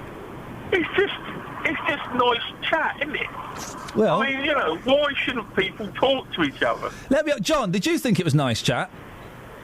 To be fair, because it was like Andy trying to make small talk, I was just not being obstructive, but just answering his questions. And if I was in a queue, and the gentleman spoke to me, then obviously I would be reciprocating. Right, okay. Because, Kelly, you picked up that this is like psychological... We've had existential angst, and now we're having the psychology of communication. Kelly, you picked up that he wasn't reciprocating. Yeah. Like that. She picked up on that, John. Do you know what it sounded like? Go on. A really awkward conversation at a bar where Andy's trying, he's really trying, but John's really not having it. He wants him to move along. But in real life, I'd reciprocate. I would ask questions to make the conversation. You were playing a bit of a role. It's quite hard to get. Yeah, just like this morning, I was just answering the question just to see how his small talk would go. Okay, listen, Andy, listen, it's a good lesson, and do you know what? Today I'm going to try and speak to someone I've never met before. Yeah. Okay. And if I get beaten up, I'll send you the pictures of my bloodied nose. Thank you very much, gentlemen. Here's a tip. Yeah. Don't ask someone you've never met before how many kids they've got. No, that's a bit weird. What do you reckon, Just? Why is that weird? Interesting vibe. Yeah, why is that weird? Well, it's just a bit of a weird opener. What if their kids, they couldn't have kids, or their kids are... Well, it wouldn't be the first thing you say. You wouldn't be like, oh, you're right, mate. What's your name? How many kids you got? That would be part of the conversation you have. Okay. That was awkward, wasn't it, Just? Very, very awkward, but Andy, that's what you still do there? best. Andy? Yeah? What are you still there for? I don't know. Try it. All right, listen, try it on Justin, because John was giving you a rough ride there. Try it with Justin. Come on, let's have it, come on. I know, with Justin, I know, because I've met him outside the paper shop one morning, and he's a Luton supporter, so we've got quite a bit in common. Exactly. Okay, Justin? Yeah, absolutely true. true. We know quite a lot about football, don't we? When Iain was on about Sam Allardyce not knowing about the bogey team, we were on talking about that as well. Yeah. Well, what do you think about men who don't like football? No, they're all right. Come on, be honest. No, it's okay. Come on, say it the way it is. Everybody's got their likes and dislikes, and that's part of life. So I don't think any less of anybody who doesn't. Andy's a little bit of a philosopher. He is. He's right. Everyone's got their likes and dislikes. See, I was testing him there, and he passed that test very successfully. You can put the phone down now, mate. Okay. Ta-ta. Thank you. Oh, brilliant. And he's gone.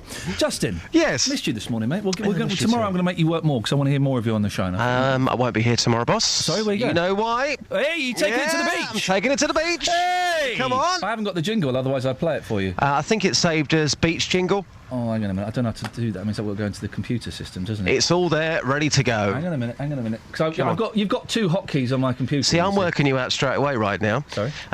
It says to me that you can't use the computers in the studio. What are you talking Just about? based on this conversation. What do you mean? This is what I'm learning from you right now. What's it called? Beach jingle? Yeah, I think so. Kelly hasn't heard this. Oh, really? Catherine said, Catherine? Well, last time we played this, it made my blood run cold for a moment. Yeah, it's a little in a bit... producerly fashion. It's a little bit near the knuckle, mate. Yeah, it is, but then again, that's what we do. I can't find it. Beach Jingle J-Dog? Yeah. That's the one. Got it, mate. Right, go on, play it once. I tried to hide it. I tried to bury it. Oh, dear. It's for our new feature. We're going to find Carl Malcolm. Yeah. And Justin is taking it to the beach. The beach, everyone. No, Yes. Where is it? All right, I got it. Hang on a second. Oh, blimey. What's going on with this? Just drag it, man. I'm dragging it, mate. I've just got 2 J-Dog boxes.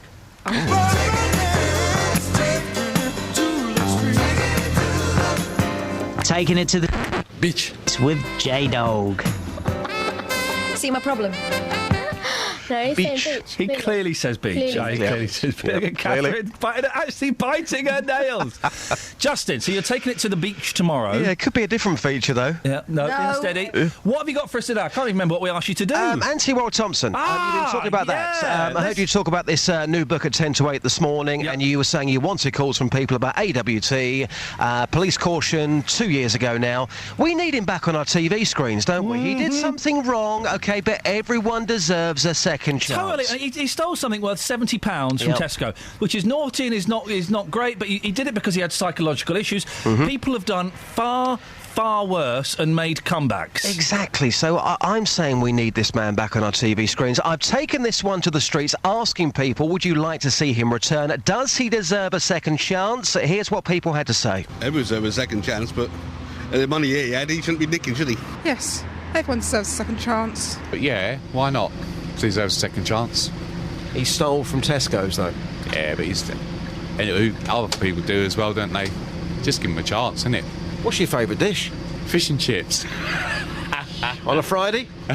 Oh, yes. It's a filthy laugh you got there, geezer. That's what everyone says. Sir, if Iain Lee was to throw an AWT party, would you go? Yeah. What would you bring to the party, food-wise? Food-wise? Sandwich? A sandwich? Yeah. What sort of sandwich? Tuna sandwich. Wow, I don't think AWT would be happy with that. I think he might refuse the chance to go. Thanks for your time, sir. Yeah, you're welcome. Yeah. No comment. Anthony Worrell Thompson, though. He's got a beard just like you. I suppose so. Everybody deserves a second chance, don't they? Were you a big fan? Not a fan, no. No? I don't do fandom particularly. Come on, sir, what do you think? Anthony Worrell Thompson, does he deserve a second chance? Should he be back on our TV screens? No, he shouldn't deserve a second chance. He's committed a crime. Come on. No.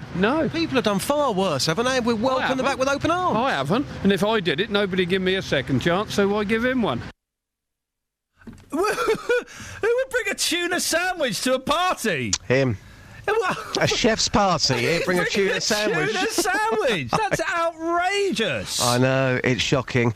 Can I just say as well this morning, I've been down to Luton train station, still major disruption there on the Thameslink line going into London. If you look at the big TV screens, a lot of them are delayed or cancelled. Please, if you're travelling into London today, check before you travel because your train could be delayed or even worse, cancelled. Wow, dramatic. How long are you taking it to the beach for? Well, as long as it takes, really, to find Carl Malcolm of Hey Fatty Bum Bum fame. I'm going out there with a mission, and we're looking for him. OK. What I actually meant was how long are you on holiday for? Well, a couple of weeks, probably. Do you mean are you... as long as it takes to find him. OK, Justin. Speak to you later. Take care, boss. Ta-ra. We're tracking down this fella, Carl Malcolm. Justin is actually going to take it to the beach. Hey, fatty boom boom. Calm down, etc, etc, etc. Do you want a text about talking? I would love a text about talking, yes. Iain, I'm like you, says Monty of Bedford. Good morning, Monty. I hate small talk. Oh, yeah. However, on a plane to South Africa a few years ago, an older chap who sat next to me started a conversation with me. Yeah. He ended up buying the whiskey for 8 hours. Oh, you sat next to an old, boring drunk. I forgot all about it, and then I got a postcard a few weeks later from him and his wife. I still don't remember giving him my address. You see... Travel news for beds, cards and bugs. BBC Three Counties Radio. There are still long delays on the M40 into London from junction 6 for Watlington towards junction 3 for High Wycombe East. And having a look at the speed sensors, it's still looking very slow on the A40 Western Avenue into London from the M40 at Denham to the Denham round.